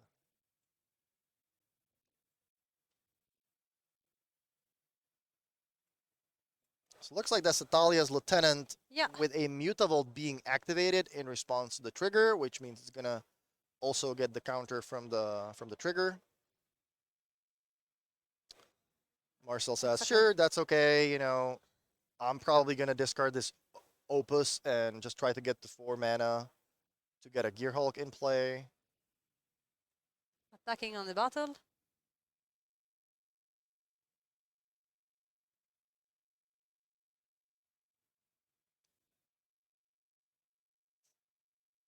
Just wait to see if the damages goes, or we know he can try to do something with the volley, right?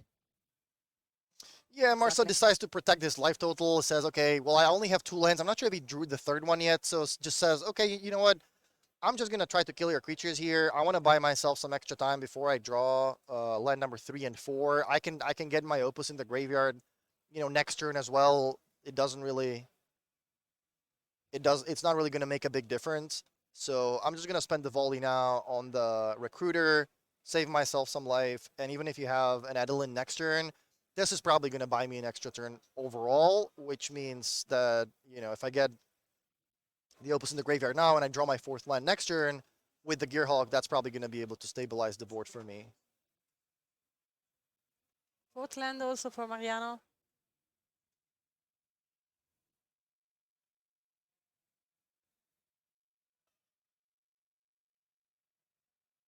And he will try to go with another recruitment officer, so triggering Talaya's lieutenant, getting a +1/+1.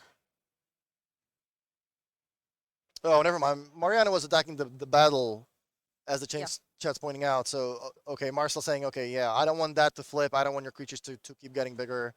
I don't want you to be able to, protect your creatures with the enchantment as well. So I'm just gonna get rid of that. Oh, that's nice, because it's the new battles when they flipped. They are not simply flipped; they are recasted. So now Oh it can be wow! countered with make me disappear. So the battle got attacked, and yeah, Yeah. you actually have to cast it. Marcel says, you know what? I drew a make disappear, so I'm just gonna say no. But he is falling behind on life total. Yeah. But still letting resolve a battle and then have to deal with the +1/+1 on every creature who has attack every turn. That could be an enormous issue for him.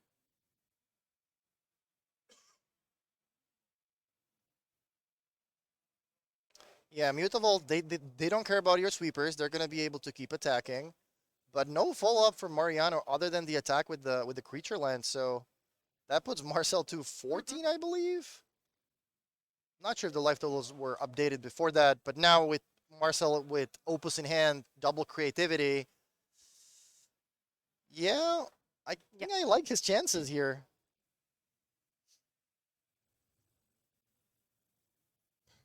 Swing for 3. Marcel says, sure, I'm a 10. Not a big deal. Raidane.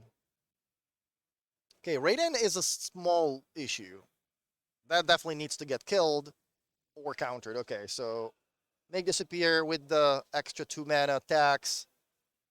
Gets used to deal with the Raiden because otherwise that would give an extra tax to the creativities.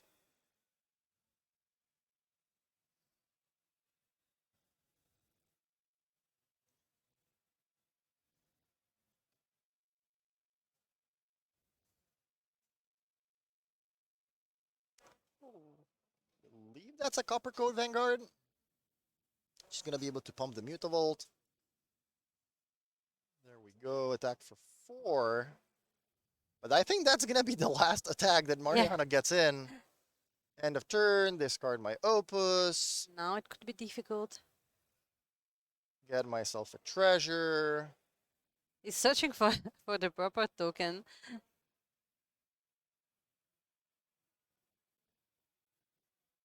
Funny thing is that he has all the tokens that he needs for his deck. That is a thing that I really appreciate.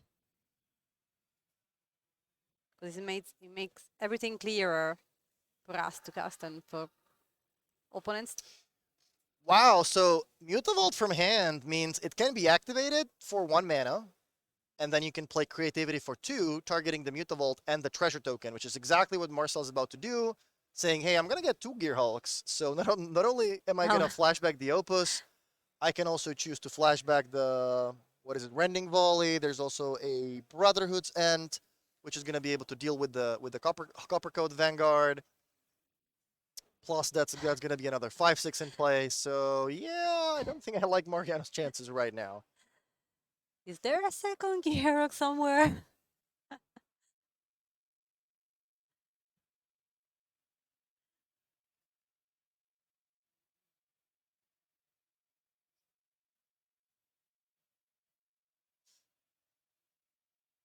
Yeah, so Volley, kill your creature. Opus, tap your lands, that doesn't really matter. But 4 damage to you, puts you to 16. I'm going to get a 4/4. Now it's very difficult for Mariano to come back from this situation.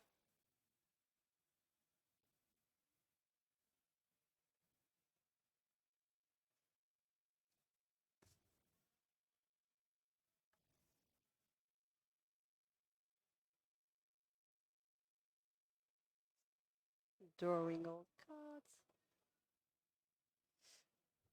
Yeah, this is why I like creativity in the matchup. You have the means to defend yourself early, to deal with the cheap creatures, with the cards like Rending Volley and Fiery Impulse.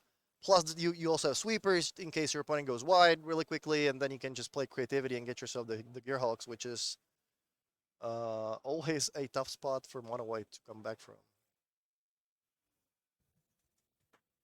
I think now this situation is very difficult. Also because Gear Hulk right now, even alone it's still a big creature, so the lieutenant isn't enough for stopping him. It looks like Portable Hole was actually brought in. Yeah, for the token, the Magma Opus token. Okay. He's throwing the creature. 10 damages on the battlefield. Yeah, Spikefield Hazard deals with the Talia's Lieutenant. Marcel says, Yeah. I'm just going to sit back. I don't need to try to race you right now. Like, what if you have a Brutal Cathar? If Yeah. I attack with one of my creatures, you have something like a Brutal Cathar, you know, maybe something like a Giant Killer, and you keep attacking with the Mutavault. That doesn't seem worth it, so I'm just going to keep my creatures back and enjoy the card advantage that I have right now. With more expensive cards in hand, definitely makes more sense to give yourself a little bit more time to try to get more value from those creatures and go for like one big swing in one big turn, maybe end of turn another Gear Hulk on a removal spell, deal with one more of your creatures. Maybe next turn I can try to attack for lethal. I can't recognize the white creature. I think that's an Adeline. I was guessing so because of the 3 mana cost, but I don't want to say something wrong. Yeah, that's gotta be Adeline or like one of the 3-mana Talias that makes your opponent's creatures and non-basic lands come into play tapped, I believe, but it does look like Talia.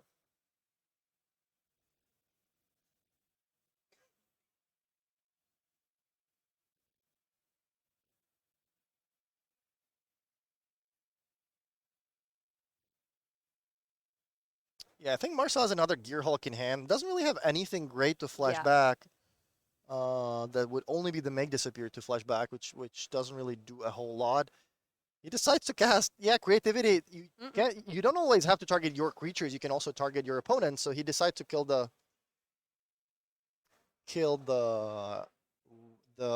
Adeline. Moriana gets Atalia's Lieutenant, decides to activate Mutavaults in response. That makes sense. They get an extra token. This is actually interesting. Is Mono White going to be able to just grind out this game just thanks to having 2 big Mutavaults?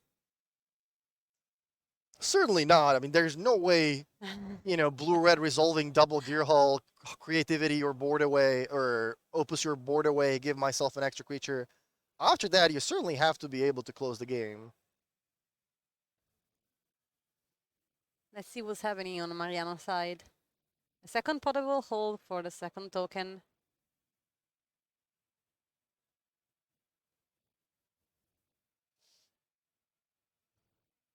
Also in the next round, Marcel can discard 2 cards for the Fable.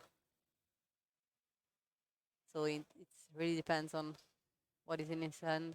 Yeah, Marcel is certainly looking for another Opus. He has, I think that's the 3rd Gear Hulk in his hand, so he just wants something good to flash back, like another good instant.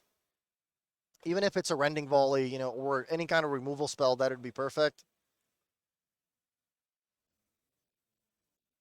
Another Lieutenant on the board. And attacking Wow. with 2 creatures. So Marcel can go for the double block on the 6/6 Mutavault. Yeah, I think that makes the most sense, but doing that leaves him on 3 life and just 1 creature. That's pretty low.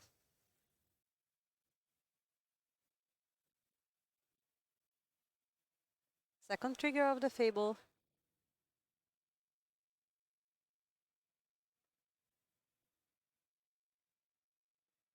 And no discard and no draw. Interesting. Wow, Rending Volley off the top, plus the Gear Hulk mana untapped, so that's a nice turn. If Marcel swings, that certainly tells the opponent, yeah, okay, you have the Gear Hulk. Yeah. Yeah, I think he's considering that. It does give it away that you very likely have it, but at the same time, I mean, is that too bad if the opponent knows it? Mm-hmm.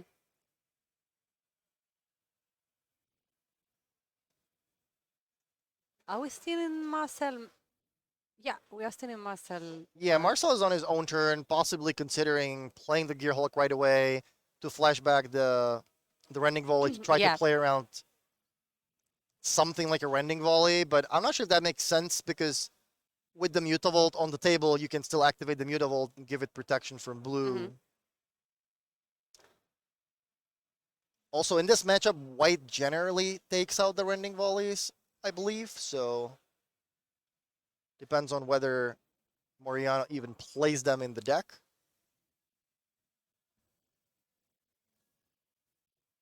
Meanwhile, the Kikijiki is flipped on the board, so right now it can start to, from the next turn, it can start to copy something.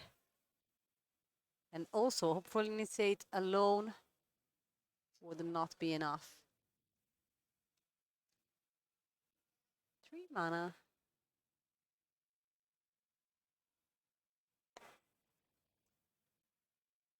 Yeah, Prismaric Command deals with the small creature.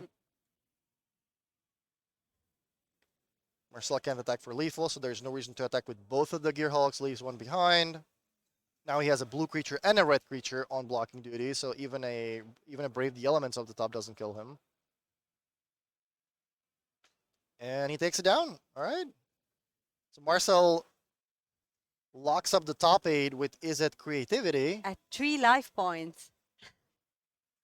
That was good from him to just take the 3 damages from the last attack from Mariano and said like, okay, I will get the damages and then I will just do my stuff and win the game.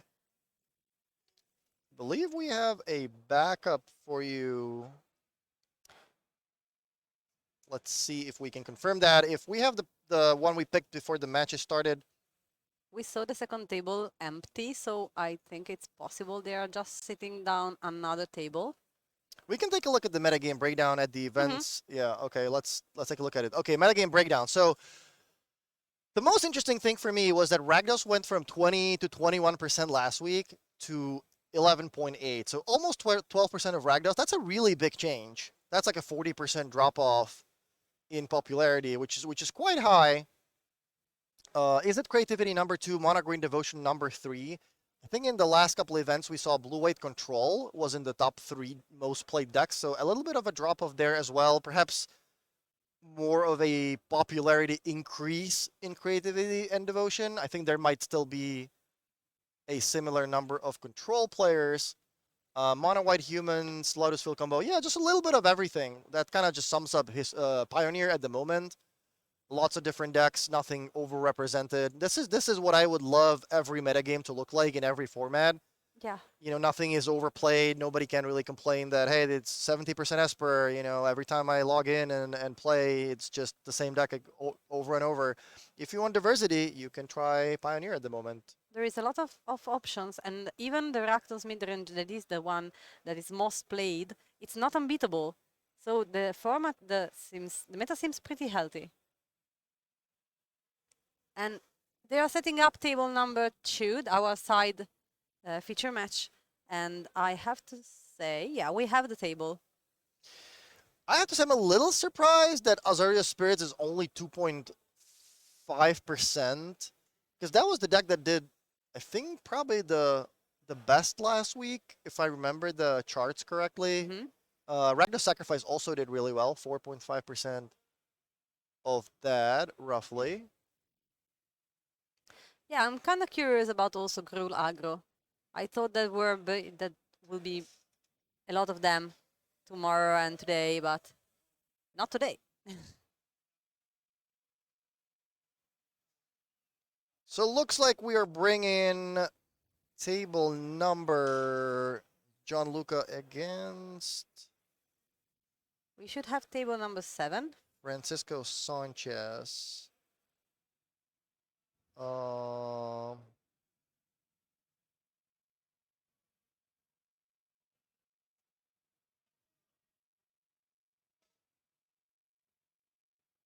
I believe this is table 5. Francisco Sanchez is on Ragdos midrange, playing in Gianluca Soriano, playing on Mono Green Devotion. Yes, this one were the one that you picked before, so I hope this one is the right match. Yeah, Ragdos is certainly the story of the tournament, but not in a sense that oh, there's so much of it. It's doing really well. It's putting a lot of players in the top eight. It's more of the opposite. It's more like players just decided, okay, you know what, Ragdos is a deck that kind of went from it's decent against everything to well, it doesn't really crush anything. It doesn't really beat all that much either. So there's a lot of anti decks to it. People playing, Boros Convoke and all these like cards that give them extra value. Even a deck like Mono White is boarding in Knight Errant of Eos, for example, just to have like a 3-4-1 against Ragdos. So the Ragdos player is saying, you know what, I want a deck that has some really good matchups. For example, I'm playing Creativity tomorrow in the main event thinking there's going to be a lot of green decks. There's going to be a lot of white decks, a lot of creatures in general. I want to have access to Fiery Impulse. I want to deal with the cheap creatures. And I think I'm going to have a decent matchup, a pretty good matchup against these, cheap creature decks. So that was my reasoning. My reasoning to not play Ragdos was, yeah, I think this deck went to, 45% against everything now because it doesn't really crush anything. And I do want to have good matchups. So Yeah. interesting to see that drop off in popularity for Ragdos midrange. Makes sense that Ragdos Sacrifice is picking up in popularity at the same time because the more creature decks there are, the more appealing it is to have a Mayhem Devil and the Cat Oven combo. This one is another win and in. Yeah, it's mono green devotion. It is just mislabeled. I'm gonna make sure that it gets changed. It's the same players and the same deck that we already covered before, because just we choose the archetype on melee, and then when we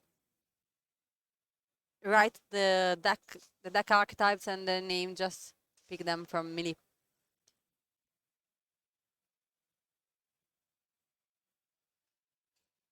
Let's see these monogreens against these Azorius Spirits. And Well, both players with a great start. Mhm. If you are playing spirits, you do want to have that one drop on turn one to possibly enable Curious Obsession on turn two. If you're playing Mono Green Stompy, obviously Llanowar or Elvish Mystic is the ideal turn one for you, so you can start ramping up to the 3 drops, like Polukranos Reborn, like Old Growth Troll. But Elliot actually has the perfect draw, playing the untapped Hallowed Fountain before he even plays the Curious Obsession to not take damage from his Darker Waste. Makes the Wonder a 2/2, swings for 2, draws a card, and now he's going to be able to start drawing multiple cards a turn. The question is, does he have something like a Geistlight Snare to try to stop Luca from resolving a 3-drop here?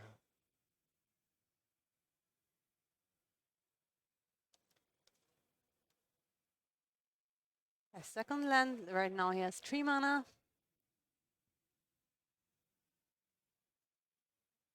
Oh, he started to ramp a lot.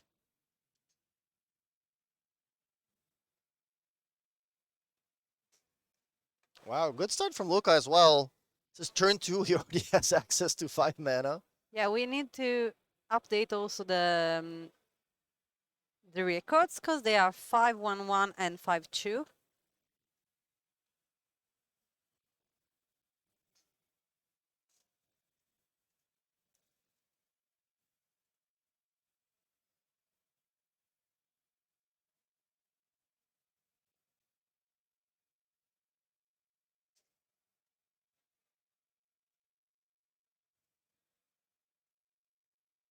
Does Elliot not have a 3rd land again? I think last match we watched him, he was stuck on 2 for like 7 turns.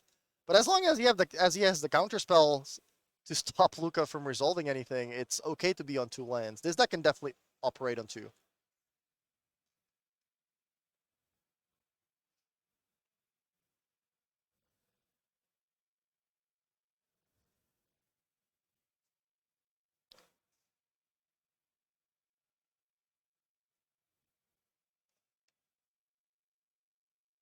But this should be a win qualifier for SC, both of them. Okay, so we are still watching a win and in.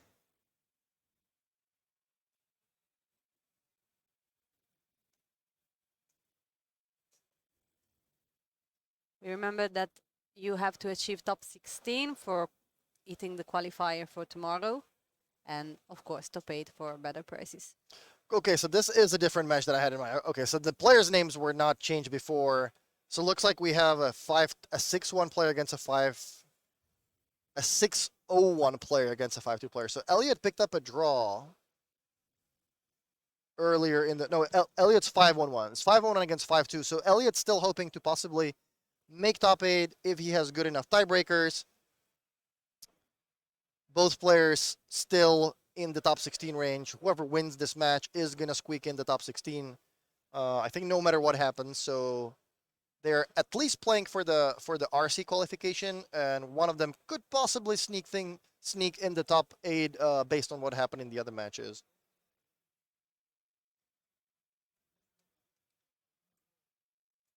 Lofty Denial has countered the troll.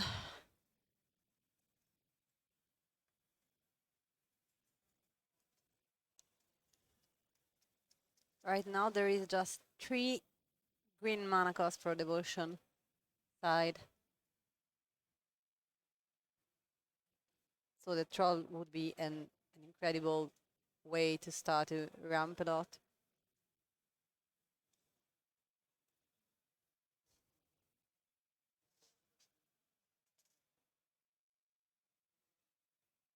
Elliot, actually, I talked to him earlier. He picked up a draw in the first round. I think playing the Spirit's Mirror.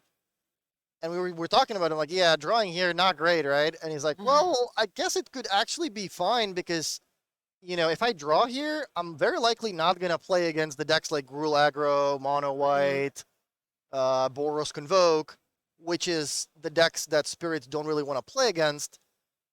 But instead, you're more likely to play against other decks that picked up a draw because they, you know, have a slow game. So decks like Blue White Control, where, you know, having this cheap flying flash threats combined with cheap counters, that makes that a much more desirable matchup for this deck. So, you know, even though it wasn't a planned draw, he said, yeah, it's actually not that bad. You know, if I just keep playing against 5 slow decks now, that could still give me a good chance to do well. Unfortunately for him, he picked up a loss. Tiebreaker's not all that great, so it will be interesting to see if he squeaks in, even if he wins. Meanwhile, Luca is very likely out of the top 8 range with the second loss already, but with the win, he is still going to be able to qualify for the RC.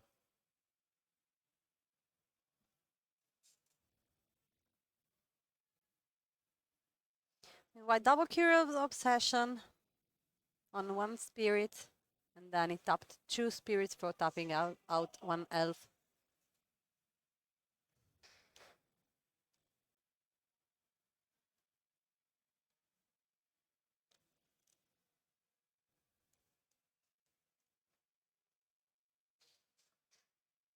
So 1 less mana for Luca. That is just counting up everything.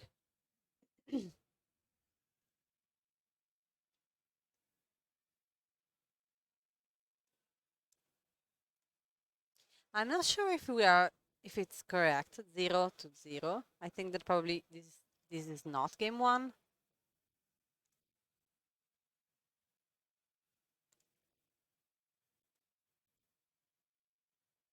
Because, you know, this one was the second feature match.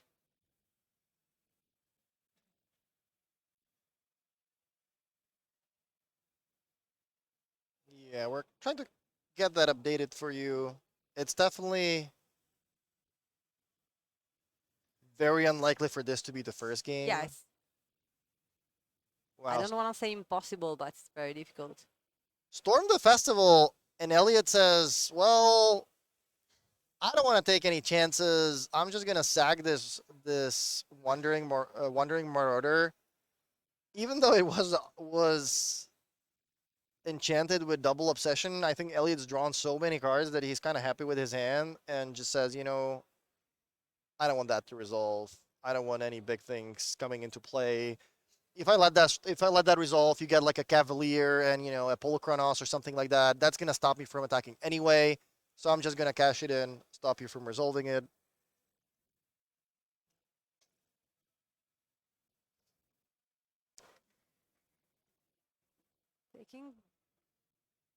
Taking out the enchantment. This could be another great way to try to slow down the ramping.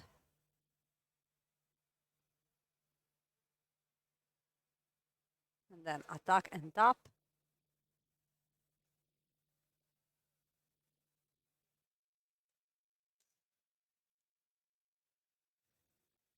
The Cavalier of Thorns came down on the board.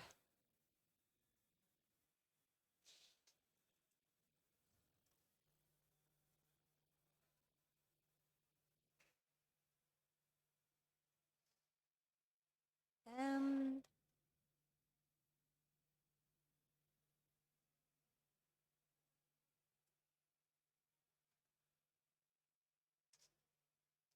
another Llanowar helps. So right now Matteo has plenty of mana.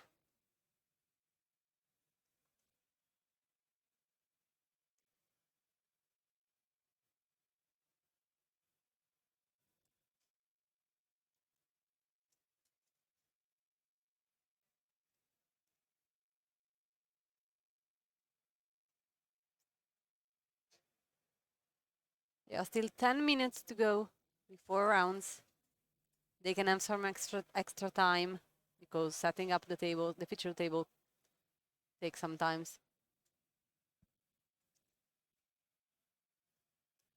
This one probably is not game 1.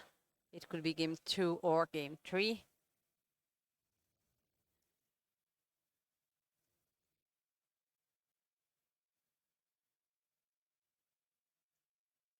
So Cavalier in play. What does Elliot have? Matteo's still at 11 life. It's not going to be that easy to get through it. Obviously, with that Checkle guys, he can start tapping down the big creatures, but I mean, he's not getting in for that much just yet. So it kind of depends on his hand.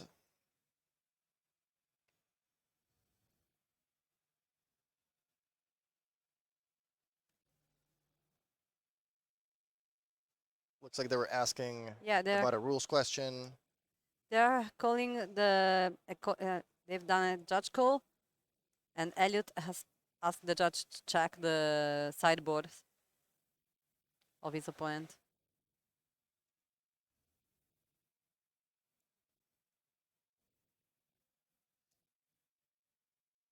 And now we are going up, so probably everything was fine. So Supreme Phantom can definitely change things a bit by shortening the clock by a lot. Now, the question is, what does Elliot want to do? Does he want to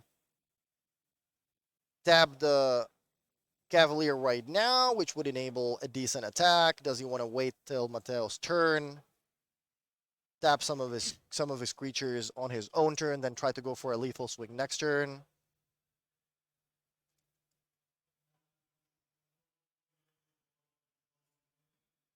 Attacking with one Skyclave and one Supreme Phantom, and also the second Skyclave.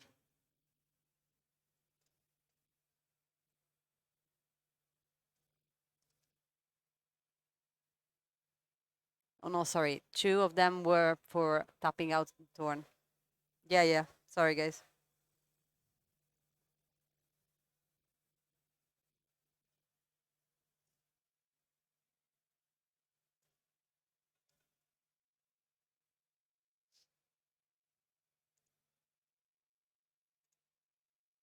Eight life point still in Matteo.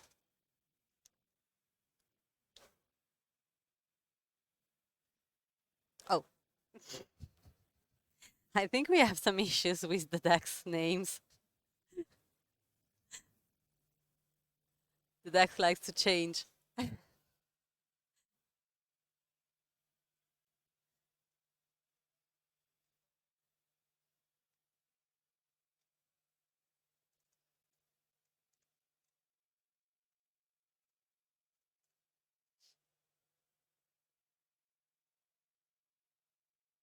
Let's see what happens. And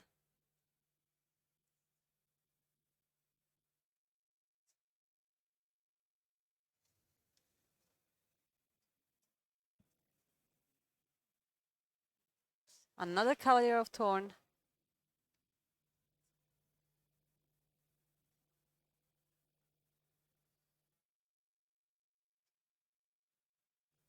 Another land.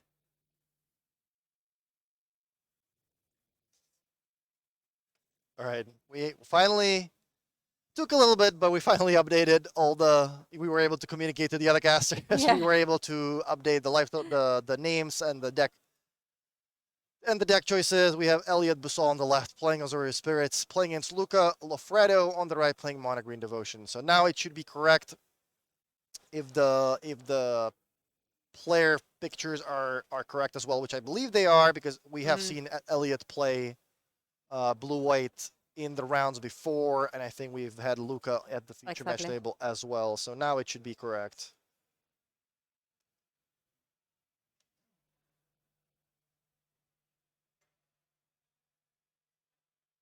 Close enough, yeah.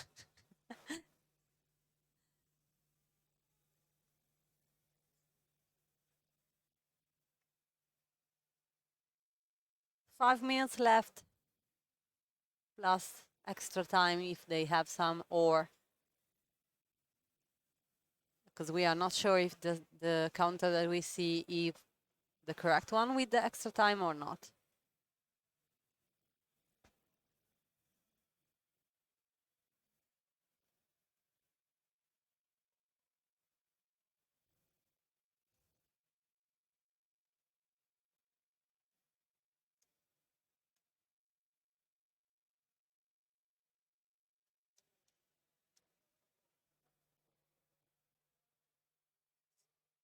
Let's see if this spirit can close the game or not, because right now with double Cavalier of Thorns on the battlefield, which is a 5/6 with reach, could be difficult, even with flying creatures. So you can use 2 creatures for tap one of them. This is the last round, and then we will have the top 8.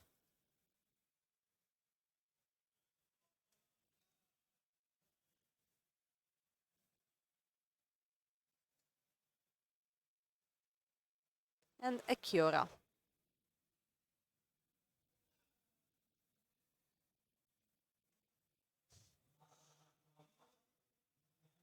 So both the cards enter the battlefield at the same time. Kiora sees the Old Growth Troll, means Luca's gonna draw a card. Let's see if Elliot's gonna be able to close it on his own turn. Does he have enough ways to tap the creatures and attack for lethal in the air?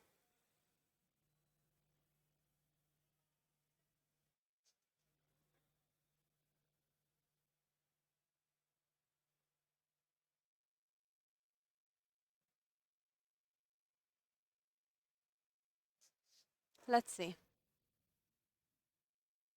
Oh, destroy evil in hand. So right now we can use 2 creatures for top 1 Cavalier, use a destroy evil for the second one. But he still has to do 8 damages.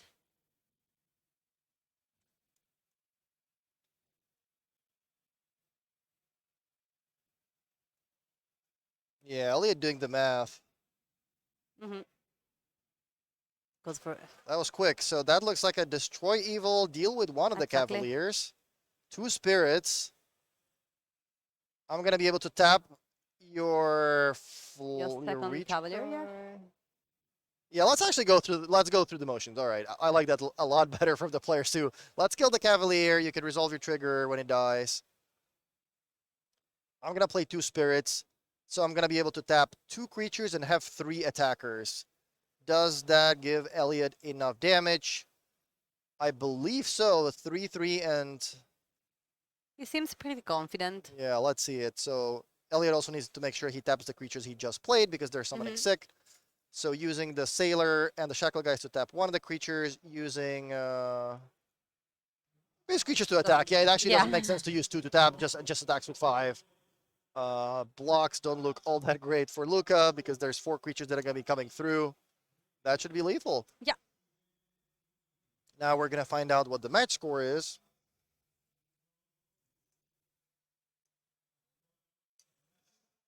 And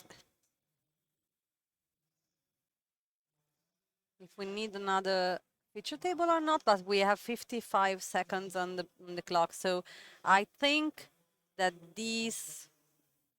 we won't have others.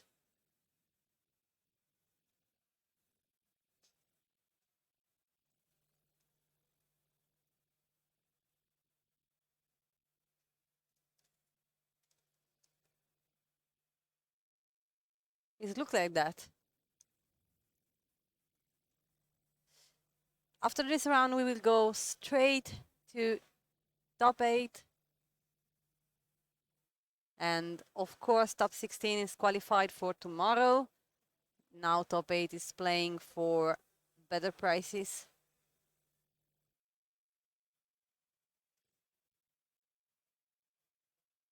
Well, this one, it's possible it was game 2.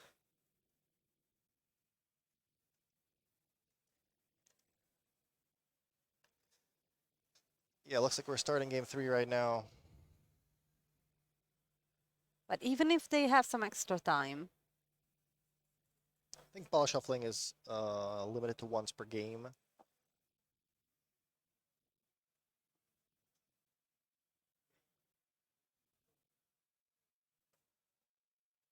even if they have extra time, usually it's something like 5 minutes. Can they be that fast?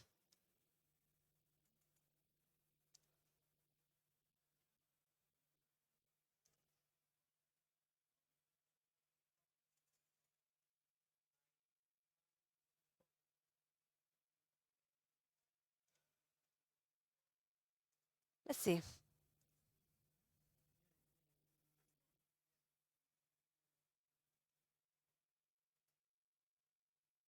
I'm wondering what a draw could mean for them.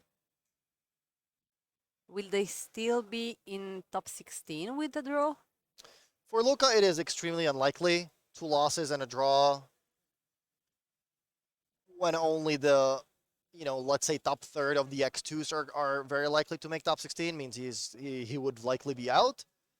For Elliot, 2 draws and a loss is still worse than an X2. So that would also very likely move him out of the RC qualification spots. So this is the worst option for both of them. Yes, that would basically be like an elimination for both of the players. Very unlikely. It is like, this is also not a match where you should be drawing. Yeah. Obviously, it's a long tournament, rounds are stressful. Feature matches can be stressful for players as well, but it is certainly a good idea to try to keep an eye on the time and make sure that you play at a reasonable pace. The rounds are only 50 minutes. The magic cards are getting more complicated. We need to do more manual stuff every time we resolve things. Fable of the Mirror Breaker, you have to reach into your box for a token, make a token next turn, discard to draw to. Think about that for a little bit. When it finally gets to chapter 3, you actually have to reach into the card, flip it around in the sleeve. So there's a lot of stuff happening, and it's just more of that than we are used to. So make sure you try to play at a reasonable pace and, try to finish the matches in times, because drawing is almost like a loss in a lot of these tournaments. Okay, now we have the correct amount of time. They still have 15 minutes left for game 3. Yeah, I think both players were moved to the feature match during the round, so we have something to show you guys. Maybe there was a judge call involved or so, something like that earlier. So it looks like we have extra 15 minutes. So that should give them plenty of time. My point still stands, though. There is still, a lot of the time, some people are getting draws when that could be avoided. I'm not saying you should rush your decisions. Definitely think about it, but especially if you're playing a tournament where the cut is X and 2, for example, drawing definitely hurts both players, and you want to try to close the game. Yeah. portable hole on the health. So first of all, Elliot was trying to slow him down.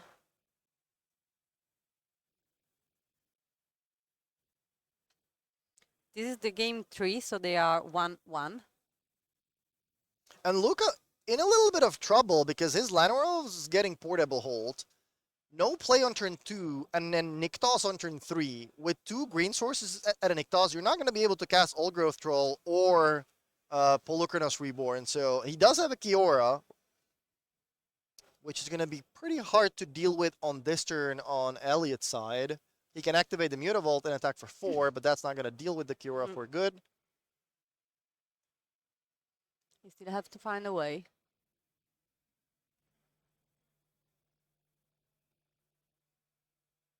Attacking on the Cura only with the Spirit.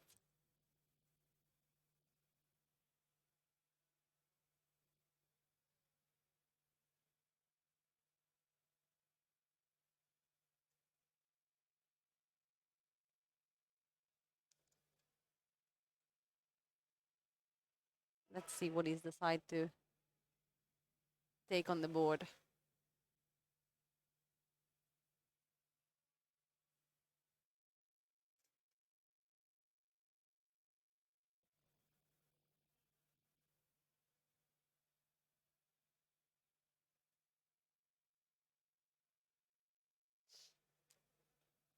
Please remember that we have 2 judges dedicated for the feature matches. So they are keeping their eyes on the match.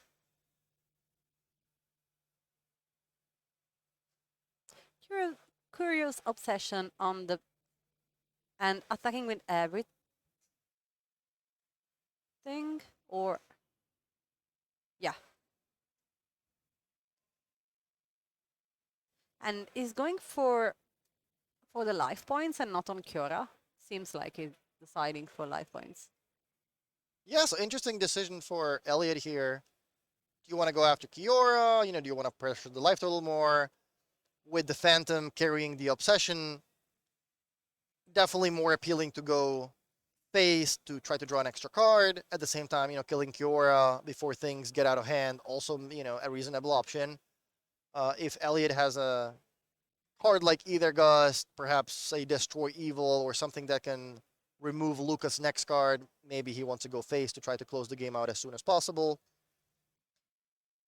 I could be wrong, but I think I didn't saw he targeting Cura, so it could also have just tell him that.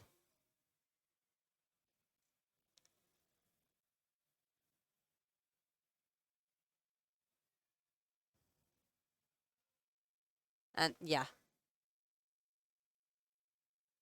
that was the situation.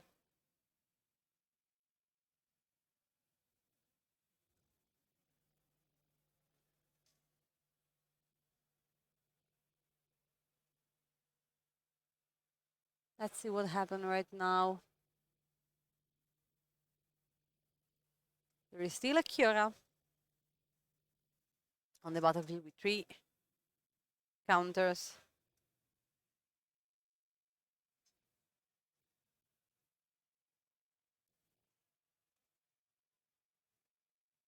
Yeah, looks like Elliot's hand is a portable hole. A Wonder. I think there was a Hallowed Fountain as well.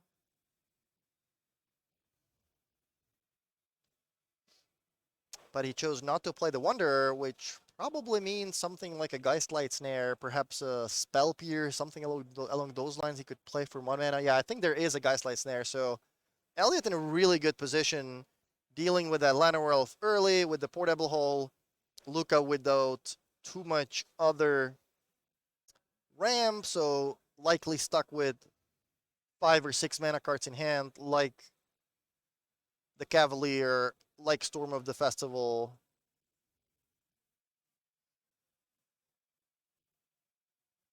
And going on the Cura.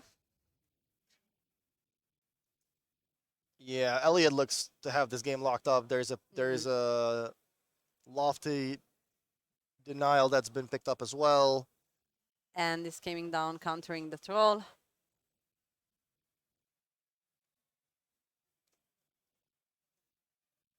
So he start to attack with everything. This is the better choice. And now Luca should be down to 5. Also a portable hole on the Oath of Nissa. And it's a GG. There it is. Elliot Bussaw should qualify himself for the regional championship. 6-1-1, almost surely logs him up for top 16. Depending on his tiebreakers, we're gonna see if they are good enough to squeak into the top 8 as well. But given that he picked up the draw in the first round, Oh, we have another backup matches. And we have Matteo a Lotus Field against Ekeruga. That's why we saw the names before. it looks like this match is 1-1, and we are in extra turns already. So we managed to switch back. I hope Switch the match just in time to see the ending. I hope that 5 on the dice on the board is not the 5th turn. Because no, they have still.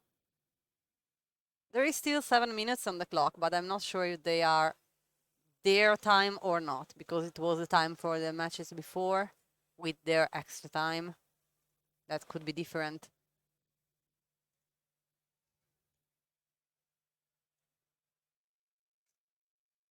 But it's ended.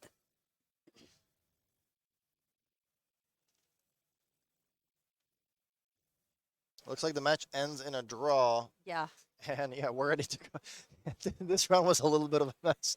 We're sorry for that, but yeah, we should have the top 8 set. Hopefully, Exactly. We will announce. soon. Yeah, hopefully soon. I'm gonna try to talk to the judges real quick to figure out how long we are from a top 8 announcement. We will announce pretty soon. And we just switch with the camera on the top 8. We'll announce every names, and then we will get back with the proper top 8 games.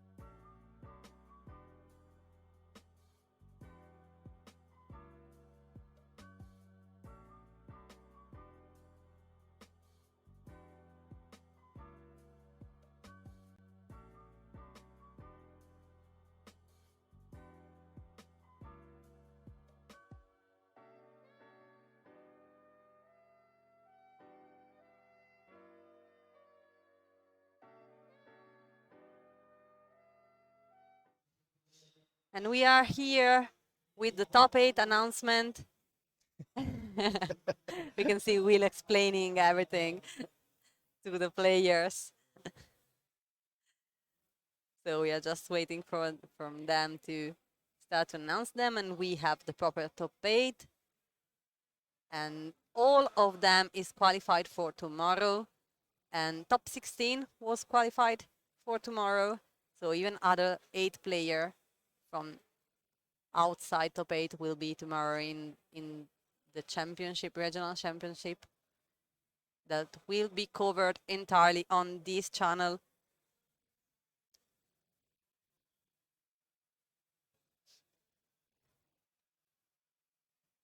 All right, looks like the top 8 is going to be announced from the first place to 8th. Okay.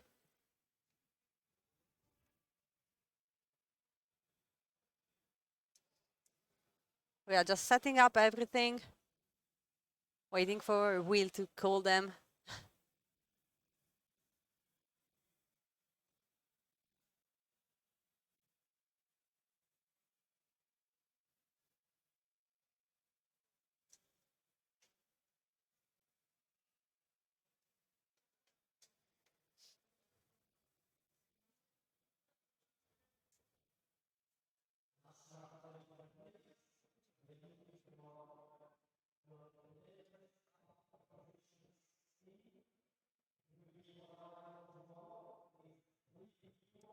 And we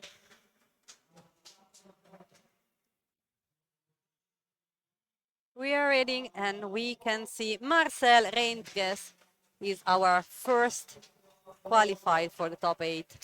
Yeah, I believe we saw Marcel on the feature match table in the last round playing creativity. We also have Sanchez Francisco, who is the second player, and Joseph Sanfeliu. Sorry, guys, for pronunciation. So Marcel on creativity, Sanchez on Ragdos midrange. We have Martin Haritze on blue eye control.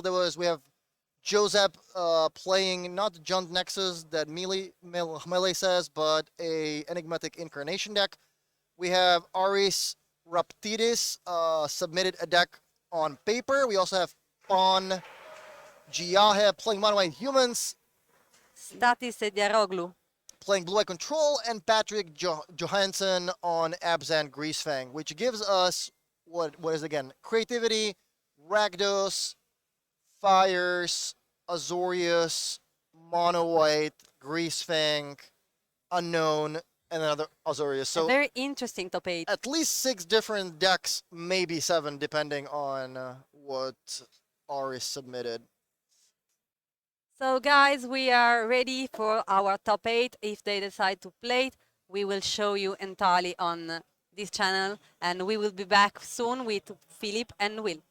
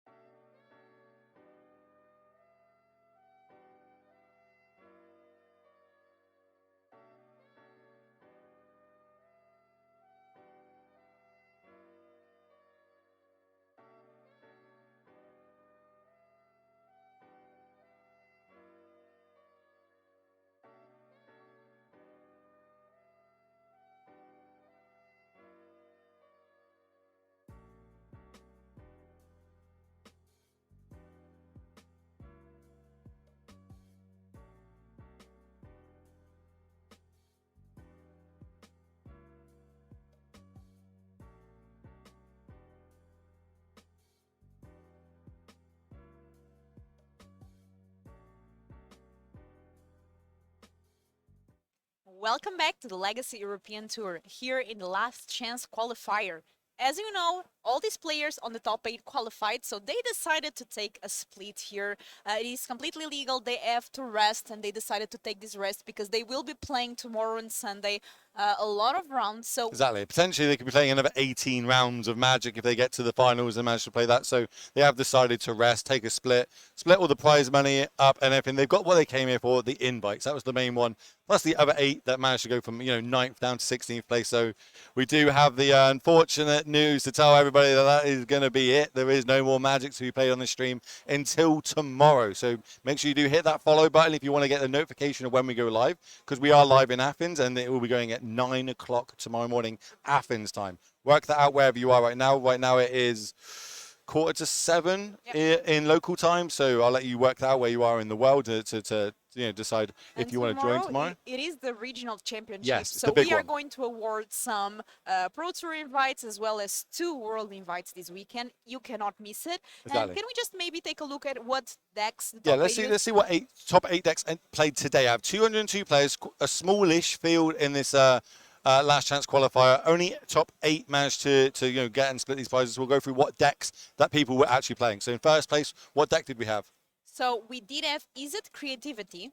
Not really surprising to anybody. We've seen that deck in the hands of powerful wizards this weekend. It's been putting up a lot of good results recently, and it is the Gear Hulk version, so it's not all in on that combo, right? It kind of plays as a red-blue control deck with the added element of being able to basically explode playing Gear Hulks and cheating them out turn 4. Piloted by Marcel Rentes. Rentes. I hope I'm saying this right. Then we had Francisco Sanchez in second place with Rakdos Midrange. Third place, Joseph Sanfeliu with Jund Nexus. Fourth, we had Martin Rise with Azorius Control. Fifth place, we had Aris Raptidis with Mono Black. Mono Black Devotion, kind of like a off the beaten deck. You don't see it too much. There's a lot of powerful cards in black. They're utilizing these this weekend and managed to secure themselves a top 8. Sixth place, we had Jiha Hepan. We covered a lot of matches by this player, piloting Mono White's humans. Yep. We had Staris Ediaraglo playing Azorius Control. So yeah, that'll help all the blue-white players out there, get them a bit more morale. You guys are going to be happy that you managed to get another blue-white deck into the top 8. And last but not least, 8th place, Patrick Johnson with Absent Greasefang.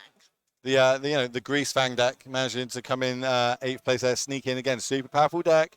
I don't know what the tiebreakers are or the split. I haven't got the standings up in front of me, but congratulations to them. Realistically, everyone wanted just the invite. Yeah. That's the main reason people are playing today. They want to be playing more high-level Magic, which we'll be seeing tomorrow. A full 9 rounds of it, open deck list, and potentially we're going to send 64 plus players into day number 2. That's where the real money starts coming out. Who's going to go to PT Barcelona, which is the Lord of the Rings Pro Tour. We've hyped on about it so far today. We're going to hype on about it all weekend long. But that is the Pro Tour you want to be at. That is the next one that Wizards has got putting on. And then maybe there's this little thing at the end of the year you might have heard of called Worlds, which is in Las Vegas, where we'll be sending, again, a couple more players to it. But that is going to be it. Thank you everyone so much for watching. We had a great time and we'll see more of me and Will tomorrow. I'll be casting with Skura, also known as Islands in Front, and Will, who will you be casting with? Big Z himself. We roll out the big guns for the big events. Big Z is as big as they come. He is going to be my partner in crime tomorrow. I haven't told him yet, but he's going to be the Sam to my Frodo. Oh my God. I don't know if he's going to be like being called Sam, but that's what we're going to be pulling out tomorrow, ladies and gentlemen. So make sure you do stay tuned for that. See you tomorrow. See ya.